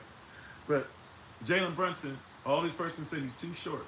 He's 6'2". Really, I think he's probably more like 6'4". But they be listing people lower than they are, higher than they are. Sometimes to get, a little advantage on him and how you plan for him. But either way, he was 6'2". He was always too small. He was always never gonna make it. His skill wasn't that. He took Dallas, well, he didn't really take him, but Luka Doncic, when he was not doing that well, or when he was injured and stuff, it was actually him that was helping him doing things. He went to the New York Knicks. He was already doing well, averaging 27 points a game, getting like 8 assists, getting all these things together. His percentage was like 40-something% high in all his total, stuff or whatever. And he was doing really well. Took $100 million, took $112 million less to make sure they could build up the team around him so that they could win the championship. Everybody was saying he's not gonna make it. He doesn't have heart. He's not good. He's not Kobe. He's not Michael. He's not blah blah. He can never make it. A small person can't win, even though Steph Curry. They don't want to say. And Steph Curry is 6'4", so if they're saying he's shorter than 6'4", I guess. But Steph Curry, small guys, won multiple championships, and Isaiah Thomas, the small guy, has won multiple championships. There's been many persons to make it to the finals that were small guys as well. John Stockton, amongst others. Right, but there's just this thing where it's like he couldn't make it. That was just the stigma. He wasn't going to make it. Now he's fighting against Victor Wembanyama, like almost a literal Goliath versus David experience. Here's Brunson, who's 6'2", right? And here's Victor Wembanyama, who's 7'5", right? And Victor Wembanyama, everybody's saying he's the best player. He's the best player in the world. He got there early, but he's going to win it. The San Antonio Spurs are better than his whole team. With all this, New York is busy running all this life. What, they won 12 in a row before they finally lost one, and they had won 12 in a row, and since they lost 2 to Atlanta, basically went 12 and ended up 14-1 or something like that, right? But everybody just busy saying they're bad, they can't win, they're not this, they're blah blah, all this stuff. All he does is keep on winning and winning and winning and winning. And I love this saying. There's a saying that came out of it. There's a saying that came out of it where basically, oh, that was your team? My bad. Y'all gonna be there for, at least it looks like y'all gonna be there for years. You never know. But y'all gonna be in great hands, right? Y'all need to get rid of, or at least you need to redo what you're doing with the Aaron Fox. You might want to restructure that deal to get him out of there because we're getting paid, what, 50, 60 mil next year? But hopefully, he was hurt too, though, to be fair. But that being said, right, the Nick, or I don't know if that's your team, maybe a bunch of teams, my bad. But either way, right, they go through all this stuff. And there's the saying that came out of it. And at first I was like, oh, it's kind of funny. Then I was like, oh man, a lot of people saying this. Then I was like, oh, I know why a person's saying it. And then when he won, I was like, oh, I get it now. Where the saying is basically like everybody always says, everybody always says Jason Brunson can't be the best person on the team until Jason Brunson is always better than the best person on their team. And I got it. I'll say the saying again. Everybody always says Jalen Brunson is the best person on the team, or can't be the best person on your team to get to a championship, or can't be the best person on your team to win until Jalen Brunson is always better than the best person on the other team. In other words, everybody always talking about how this guy can't do, you can't win with him, you can't blah, blah, you can't do. But then all of a sudden, whenever you compare him to the best player on the other team, he's always better. In Atlanta, somehow they were telling me that, no offense to CJ, but CJ McCollum was better than him. Nope. Right? Who else they go through? I don't remember all the persons. They went through the Cavs. Who else did they play? Oh, the Cavs played Toronto. Oh, and they played the Pistons, right? And it was always somebody else was going to be better, right? James Harden was going to all of a sudden become old James Harden to be better, even though old James Harden was winning the championships. And what's James Harden's teammate? Forgive me, I'm forgetting his name. Donovan was going to become better, even though Donovan was never winning any championships or even getting to the conference finals. But now he was going to be better than Jalen Brunson. And Jalen Brunson, all of a sudden, is it Caleb in Detroit? Forgive me, I'm probably saying the wrong name. But all of a sudden he was going to be better than Brunson. And Fair, by the way, had a great season. And to be fair, just coming off of his stuff where he had a collapsed lung. So thank y'all he's alive, number one. But that he can play basketball is a treat. With that being said, everybody, how you doing, Omex King? Everybody was always talking about how everybody was going to be better than Jalen. But he always ends up being the best person during the series, right? And the same thing. You got to recognize about yourself because of who you serve and who you serve. Really, if I could put the story of mankind, right? If we could put the story of mankind and why we need to get this old, wicked, wretched earth done with and get a new heaven and new earth together, get these glorified bodies ASAP. The story of mankind is basically everybody always counting Yah out and counting whoever serves Yah out, and it always being that Yah will win and therefore those who serve him win. For real. Like, I know that's not the history that man wants you to believe in and think about, but for real. If I could just tell you, like for real, that's just straight up what it's been. Is that yo, the story of mankind has basically been Yah is not gonna win. You who serve him are foolish for serving him, and then every time we win. Salah.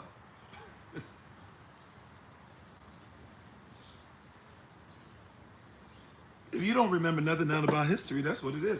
They want you to go through all this stuff. Oh no, you need to learn real history. That's real history. That's true history. The history of mankind from Noah, the history of mankind from Enoch, the history of mankind from Seth, the history of mankind from Adam, the history of mankind from Cain versus Abel, the history of mankind from Shem, Shem against Ham, the history of mankind from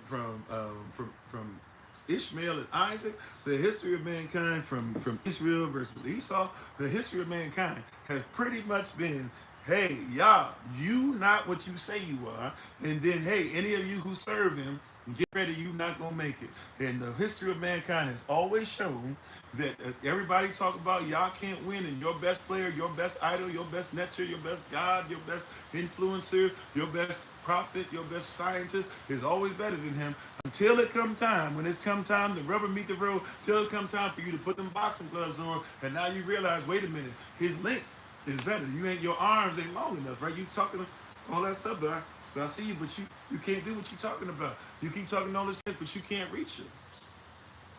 You said you was gonna build a tower and get up to him. Where you at? And thank you for the love. I'm sorry, that was beautiful. I never seen that one before. Right? Where you at? You said you're gonna build a tower. And he said, for your sake, I'm gonna make it to where I confound your language. Because if you came up here, I'm really gonna put a whooping to you. So I might as well just confound your language.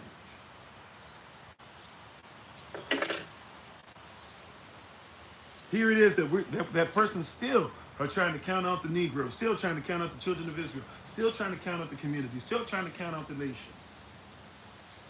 Here it is that your closest friends and family, so you thought, are the ones that you got battling the most. And you still here. He can show you better than they can tell you, for sure. And you still here, beloved. Here it is that they told you, oh, you know, that thing's gonna go away. You know how long they've been talking about y'all's gonna go away? Why are you surprised now? They were told, they didn't use such language. And my time is pretty much up, right? So prayerfully you gotten what the message is. We gotta get ready regardless of when we leave, whatever. So I'm not gonna hold y'all, and we gotta get ready even for VBS and stuff tonight. So, you know, we're gonna try and make sure that everything's together. Y'all pray for us. Thank you so much. I appreciate y'all. But that being said, I just want you to hear it. I want you to hear this. They use this term for a lot of persons. Anybody can disagree with it, especially for us nowadays, but they try to call us a cult, right? And it's not just SOC. It's anybody that believes what we believe in. A lot of persons believe what we believe, but somehow we're a cult, right? Okay, cool. Watch this. Cult just means culture anyways.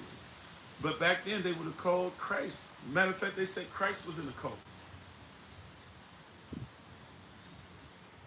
I'm on. How you doing, Chemical JDZ? Right, thank y'all for the love. Right? They said that Christ was basically in a cult. Beloved, what did Christ go? What was he accused of? Why was he put on the cross? Yes, for our sins. And this, and I'm talking about legally, lawfully. Why did they put him on the cross? They said he was committing blasphemy. What would they say was blasphemous? They said that the Messiah saying that he was the Messiah, therefore the Messiah saying he was our king, therefore the Messiah saying that he was one with the Father, therefore the Messiah saying that he needed to get out the way that we could receive Holy Spirit again, therefore the Messiah saying he was the door to heaven, right? The same stuff that person say today that they believe, he said that that was what he was. He showed that's what he was. He did the things that were required of the one to be what he said he was. And they said, nope, we got to lock you up. Not just lock you up, we got to take your life. Not realizing that they spilled the blood that opened the door to everything that he said, that we said in Psalm 22, when he started up by saying, Eloi, Eloi, lama sabachthani, or my Elohim, why hast thou forsaken me?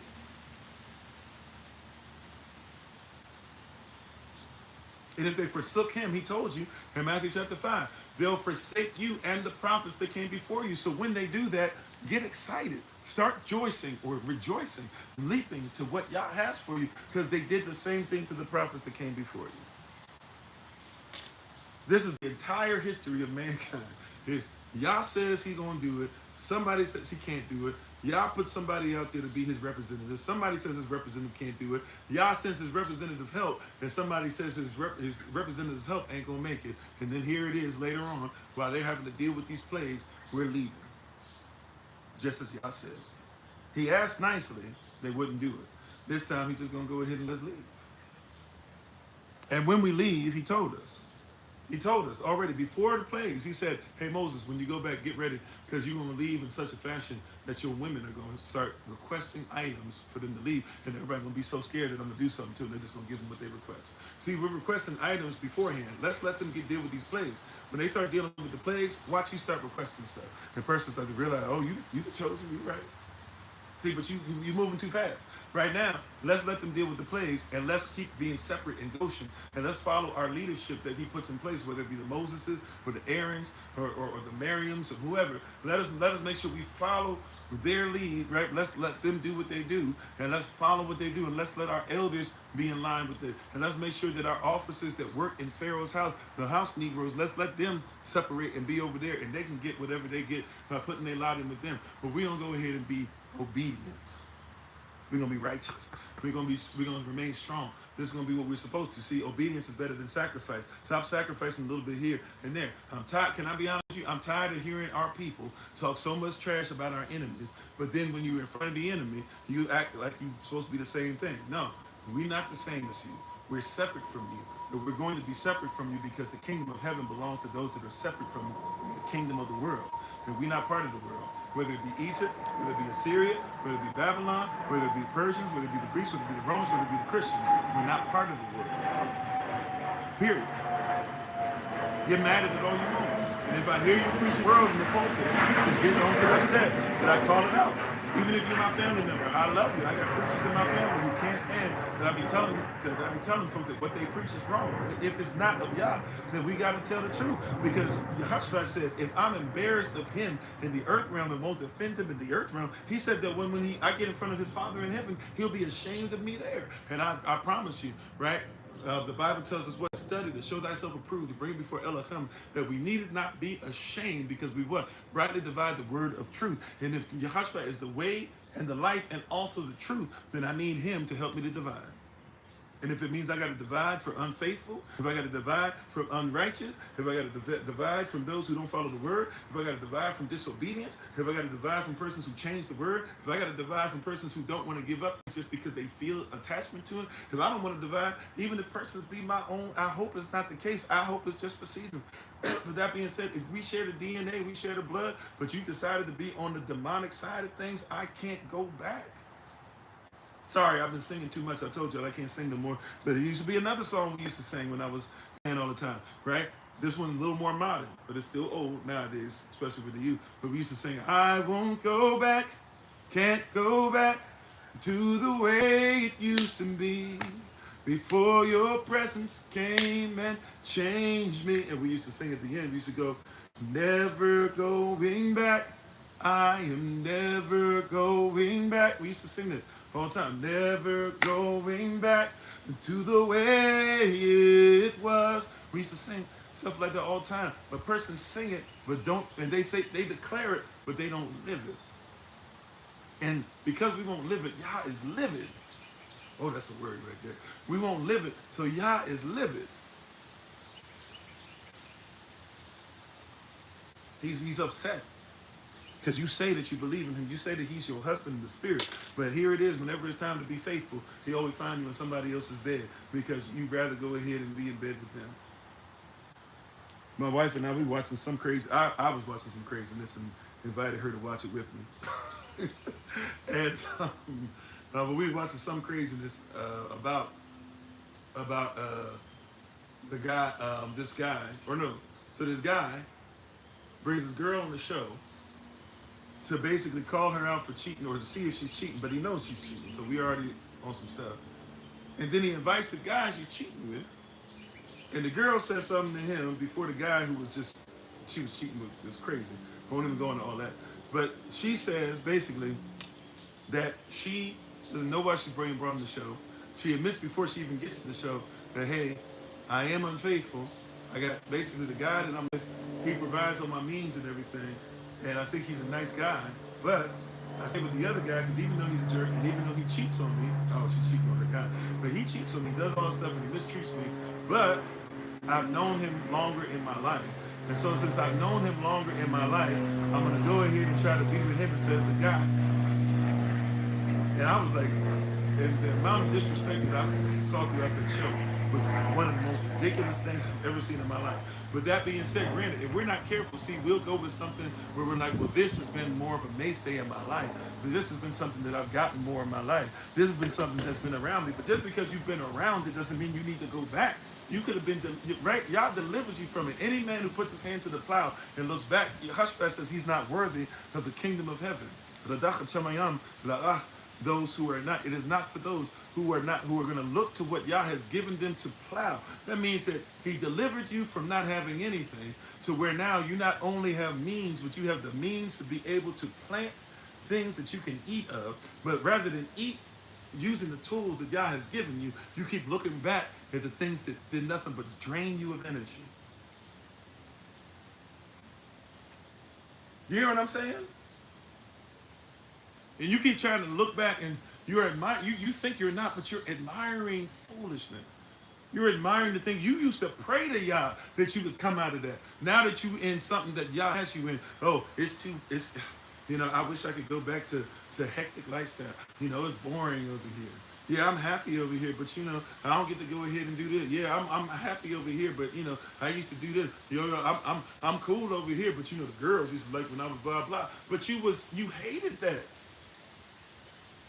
You pining for stuff. That's your flesh. Your flesh was great in that area. I'm not gonna hold you. I know your flesh was great in that area. I'm not just saying it felt great. You got love when you was on the corner. You got love when you was the girl that all the girls wanted to look like. You got love when you was the dude that wore what all the dudes wished that they could afford. You got love when you had the job that everybody to look up to. You got love when you drove the car that everybody wanted. Right now, here you are to where it is. It don't look like what it is, but it functions way better. Your needs are always met. You got the situation that you want. You got the things that you prayed for. You've been separated from the stuff. Yes, in the church, you was missionary, deacon, apostle, pope, cardinal, thus and such. And everybody had to bow down and kiss your ring as soon as you stepped in the arena. Yes, now you separated and persons look down upon you because you separated. But guess what? You're in the presence of Yah. And in his presence is fullness of joy. Why am I trying to go back to the stuff that I used to pray a way out of? You used to sit up there and have all the money, but you used to be upset because you couldn't hold a relationship. I'm not talking about just your husband or your wife. You didn't hold friendships together. You felt bad about yourself. You were depressed. You had a bunch of money, but so what? If you this close to not being able to make it to the next day, here you are in love with life now, but you keep looking at death and saying, I wish I could go back. Pontificating upon the possibilities of revitalizing an interwoven relationship with the things that used to take life from you, but at least for the beginning of the 50 minutes of hell, the first 50 seconds would feel so great. Here it is, you've been delivered. Forgive me, trigger warning. You've been delivered from drug usage. But you still in your mind go, yeah, but remember that first time I got high? That's what happens. You're not chasing the high. You're chasing your first high. You remember when I first got high? I felt like I was floating on clouds for 50 years. It was only 4 hours, but 50 years of my life passed by. They got drugs when persons take those things, and they be talking about out-of-body experiences where they live whole other lives. They lived and they died. They lived like 50 more years and then they die, and then all of a sudden they die. They wake up out of whatever they're in. They're like, what am I doing? That's your spirit. You've been possessed. You don't even know what's been going on in your body. You've been working on autopilot for a couple months, not realizing that you've been high out of your mind, right? And so something is taking over your body and you're having another experience in life. And something in you says you need that fake serenity. When here it is that Yah has delivered you. Be careful. The plagues are against those that are against us. Be careful that you're not looking back at the plagues. Don't be like Lot's wife. One day we're going to do a study on Lot's wife. Somebody would think there's not much you can learn. You can learn a whole bunch. We talked about a lot about Lot's wife in our Genesis series. There's a whole bunch you can learn about Lot's wife just off of that one decision. But don't forget, there's many things that tell us about who she was, and the differences between her and Sarah, and the differences between her husband and Sarah's husband, and the differences between decisions she made and what. There's a difference between how her daughters were treated and how a daughter of Yah should be treated. There's a whole bunch of stuff we can see. But one thing, if we just were to go through one little thing, hey, the way that when she looked back, how can you look back at the things? To remember, when they were captured, and Abraham had to come looking for them and was able to save them, and they wouldn't go with him because they still wanted to go back. They went back to Sodom. They went and Lot used to spend his time in front of the gate of Sodom. If you're not aware of that, what that means is, like it says, if you sisters remember the Proverbs 31 woman, right? And it talks about how the virtuous woman is her husband's name is known even in the gates. A lot of persons don't know that husbands, a lot of brothers, what they would do is they would actually be at the gates, right? So if something popped off, they'd be there. So they would hang out around the gates. Now, Lot had been offered land, and he decided to get land, and all the land he could have got, he decided to get the land and live in the land that was right across from Sodom. So him and his family were attracted to what Sodom had. All of those bad things that we hear, they were attracted to those things rather than being righteous like Abraham, right? So all of Lot's people and the people that were under Lot, they were trying to be like Sodom. So when the angels actually come to get Lot, they actually come to get Lot while he's at the front gate. Lot and his wife had a lot of stuff, but they were attracted to the things of Sodom. So although Lot didn't fall for the okie doke and didn't turn around, and neither did his daughters, right? If you notice how Lot and his wife, there had to be decisions that they made, especially when they were like, oh, well, you don't have to do anything. Don't try to force yourself on the angels, but you can have our daughters. Lot, why would you do that? But then if that's how you think, Lot, then we can see later on. But if your daughters are like this and that, then your daughters could come to a conclusion that maybe they should do something with you while you drop. See, they were looking at different things. There's so much stuff we can catch when we get culture and context out of this stuff. She wasn't looking back. She was looking back at something she had been pining for. Her whole life, she was hoping to stay attached to Sodom. She wanted to be separate enough where she had her own land with Lot, but she wanted to make sure that Lot and her were accepted enough where he could stand in the gates with the persons of Sodom. And by the way, if you didn't catch what I was talking about, when Lot was captured, one of the places that captured him and his people were the people of Sodom. So that means after Lot got freed by the Most High, right, by Abraham, through Abraham, Lot gets freed, and rather than go back to what was righteous with Abraham, he decided to go right back to the people who captured him and try to fit in again. Does that sound similar to anybody? You see why we got to have the exodus from this here? Does that sound like anything you've ever heard before, where persons have been captured and they've been freed and they've been delivered, but they keep trying to figure out how to fit in? And it's 11:11, babe. Sorry, I just missed it. Right? And keep trying to fit in. You hear what I'm saying? They keep trying to fit in with the persons who took them out and oppressed them. That's what happened with Lot. And that's what happened with his wife. That these persons who literally took them, who probably were trying to do things to them, right? Who would have probably sold them. They get freed by the persons who loved them and loved them so much. Remember, Abraham kept, once Sodom and Gomorrah happened, right? He asked, hey, please, you got to save. You can't let them go out. And he said, no, I got you. And then he said, well, but what if there be 50? No, I can't find 50. What if there be 40? I can't find 40. What if there be 30? Can't find 30. What if there be 20? Can't find 20. What if there be 10? They're not even 10. He said, but because I love you, because Yah had relationship, he said, because I love you, Abraham, I will take care of Lot, even though Lot is out there trying to do all types of stuff. That's why he got saved again. He got already saved from the persons who captured him the first time. Then Yah is like, I'm going to take out everybody over there. And he says, I'll save him, even though he's trying to go back with the persons who he shouldn't have been around, and then got captured by, and then is still trying to be with him. That's what his wife looked back at. She looked back at the people who tried to take her out, the people who would have enslaved her, the people who had done other unmentionables to her and her daughters. She looked, right, the people who were so in a fervor to get at them that they literally were trying to not only get at the angels sexually, they were trying to get at their daughters. And Lot was like, yeah, take them. Thank you, Sister Deborah. You hear what I'm saying? And thank you to all. I appreciate you. Right? Thank you, babe, as well. Sorry, I was on a roll. But anyways, we gotta see what's going on. All right? We gotta recognize the truth. We gotta come correct. All right? All right, love y'all. I appreciate you. Really gotta actually get ready, get prepared. We will have VBS later. So prayerfully we'll see you guys, and you guys will be ready. We want the children to be ready. By 6 p.m., we'll have the Zoom link. I promise, I keep saying that sometimes when I make a mistake. I promise before I go inside. So as soon as we finish, pretty much, I promise that I will have a link that will be put on the email. I will try my best to send it via text trade. I will make sure that sometime throughout the day, you'll see in different places on social media, the flyers and everything again. And that this whole week will be 8 a.m. live sessions, 6 p.m. Zoom session for the babies, 7 p.m. Zoom session for the adults, 8 p.m. Zoom session for everybody coming back together. And yeah, that's all that I have for this evening. So thank you again to Duck. We appreciate you all. Thank you again to Minister Tismaila LeRae for giving us that excellent, mighty word for the horizon.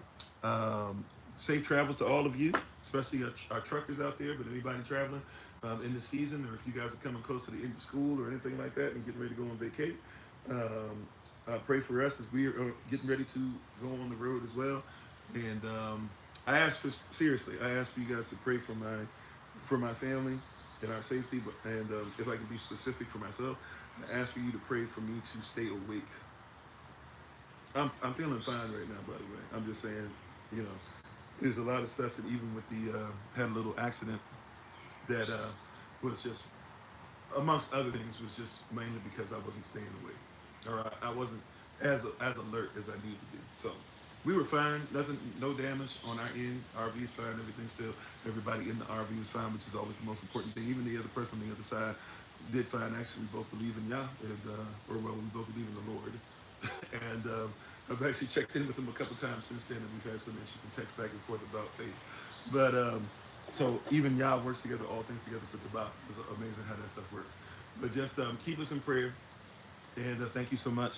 And we got a lot of stuff going on this week, personally, spiritually, um, boring day wise, just a lot of different things that are going to be happening. And then we're getting ready to travel back up to the D for a little bit, and you know, through Ohio and all that, then to the D a little bit, and then get over to New York. So we're on the road. We're pushing it. But thank y'all. We honor y'all. We appreciate you. Thank you so much for those who've been checking on us and praying for us, and even those who have been supplying. If I just be honest, like I said earlier, if it's not for help, not just only as far as time, talent, effort, energy, we appreciate all that, and things in front of the scenes, behind the scenes. But even those of you who've helped us, I promise you, there's been times where you guys have sent something. Sometimes even what you guys might think is like a little extra. I don't care if it's 2 cents. But if some of y'all thought something, probably thinking it's just a little extra here or there, and said like, hey, do something for your family, or do something nice, or do something for Mother's Day, or do something for some one day, or do whatever. And it means a lot, and it's always hit. I promise you, as much as we are rich, you know, but as far as the world's considering how much money you have, we might not have as much as the world says you got to have to be rich, but we are rich because of a person such as yourself, and we thank you all. So very very much so appreciate you, and we'll see you guys this evening. That's all that I have. Hopefully you guys remain locked in and ready to go and to whatever Yahweh has for you, and Tadak once again. So that's all that I have. Thank you again. We appreciate you, and like I said, hopefully we'll see the babies at 6. We'll be putting out announcements via via the emails and stuff throughout the day. But just look on those flyers that we put out earlier, and you should be able to catch everything right away. All right. Also, too, do not forget this evening is a new moon. So happy new moon to you. First of the month, starting this evening. So if you're doing Shabbats, we actually have Shabbats that are going to be Friday and the Saturday if you're using the Gregorian calendar.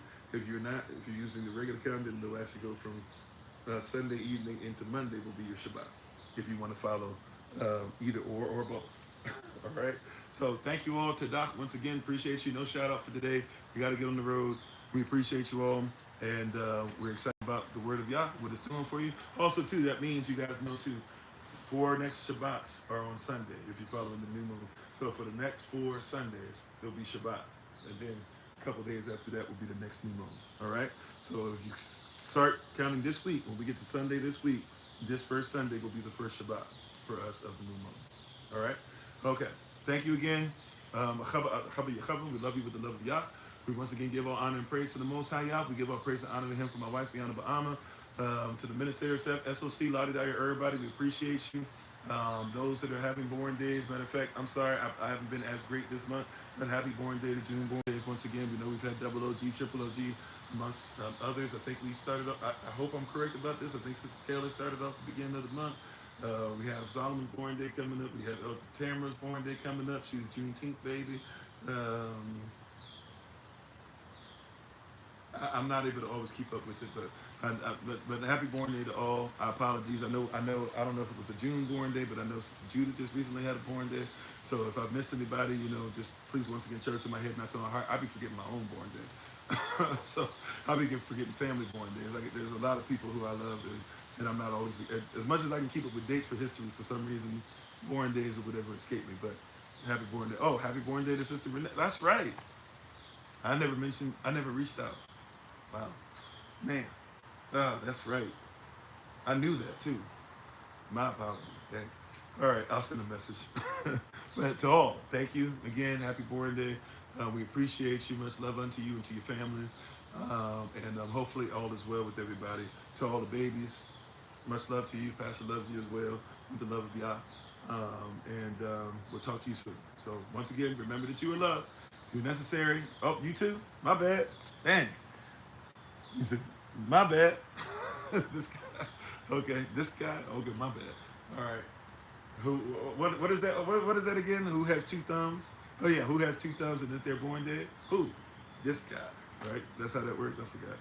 So anybody, if I'm missing anybody, my bad. Everybody in June. Matter of fact, I'm gonna be better at that. I've gotten worse, and then I was getting better. I think I kind of got worse again. YouTube, CT, is it YouTube? Okay, so we got a lot of June born days. Matter of fact, I keep saying this. Sister Mignon, when we have our next conversation, we really need to have it, or we might need to just tell you guys, hey, go to Sister Mignon if you want us to. Go to Sister Mignon, make sure she knows your born day. That way we can start reaching out to you on your born day and make sure that we're better than that. Right? And anybody who wants to help with that too. All right, love you all tonight. Thank you, though. Remember that you are loved, you're necessary, you're majestic, you're fearfully wonderfully made, and you, which is all of us working together, will be the reason why people who are in the system no longer have to be of it. Shalom, take care. Last Shine Shalom, because earlier last Shine Shalom, right? Because it will be the first day of the month. So thank you again, Hush Kadash. Thank you again, and we appreciate you. We honor you. We lift you up, and yeah, have a great day. We'll see you guys later for VBS. Don't miss it. You're gonna like it. If you haven't done one before, we think you really like it. If you've done one before, I think it'll be a little better. Thank you. Peace.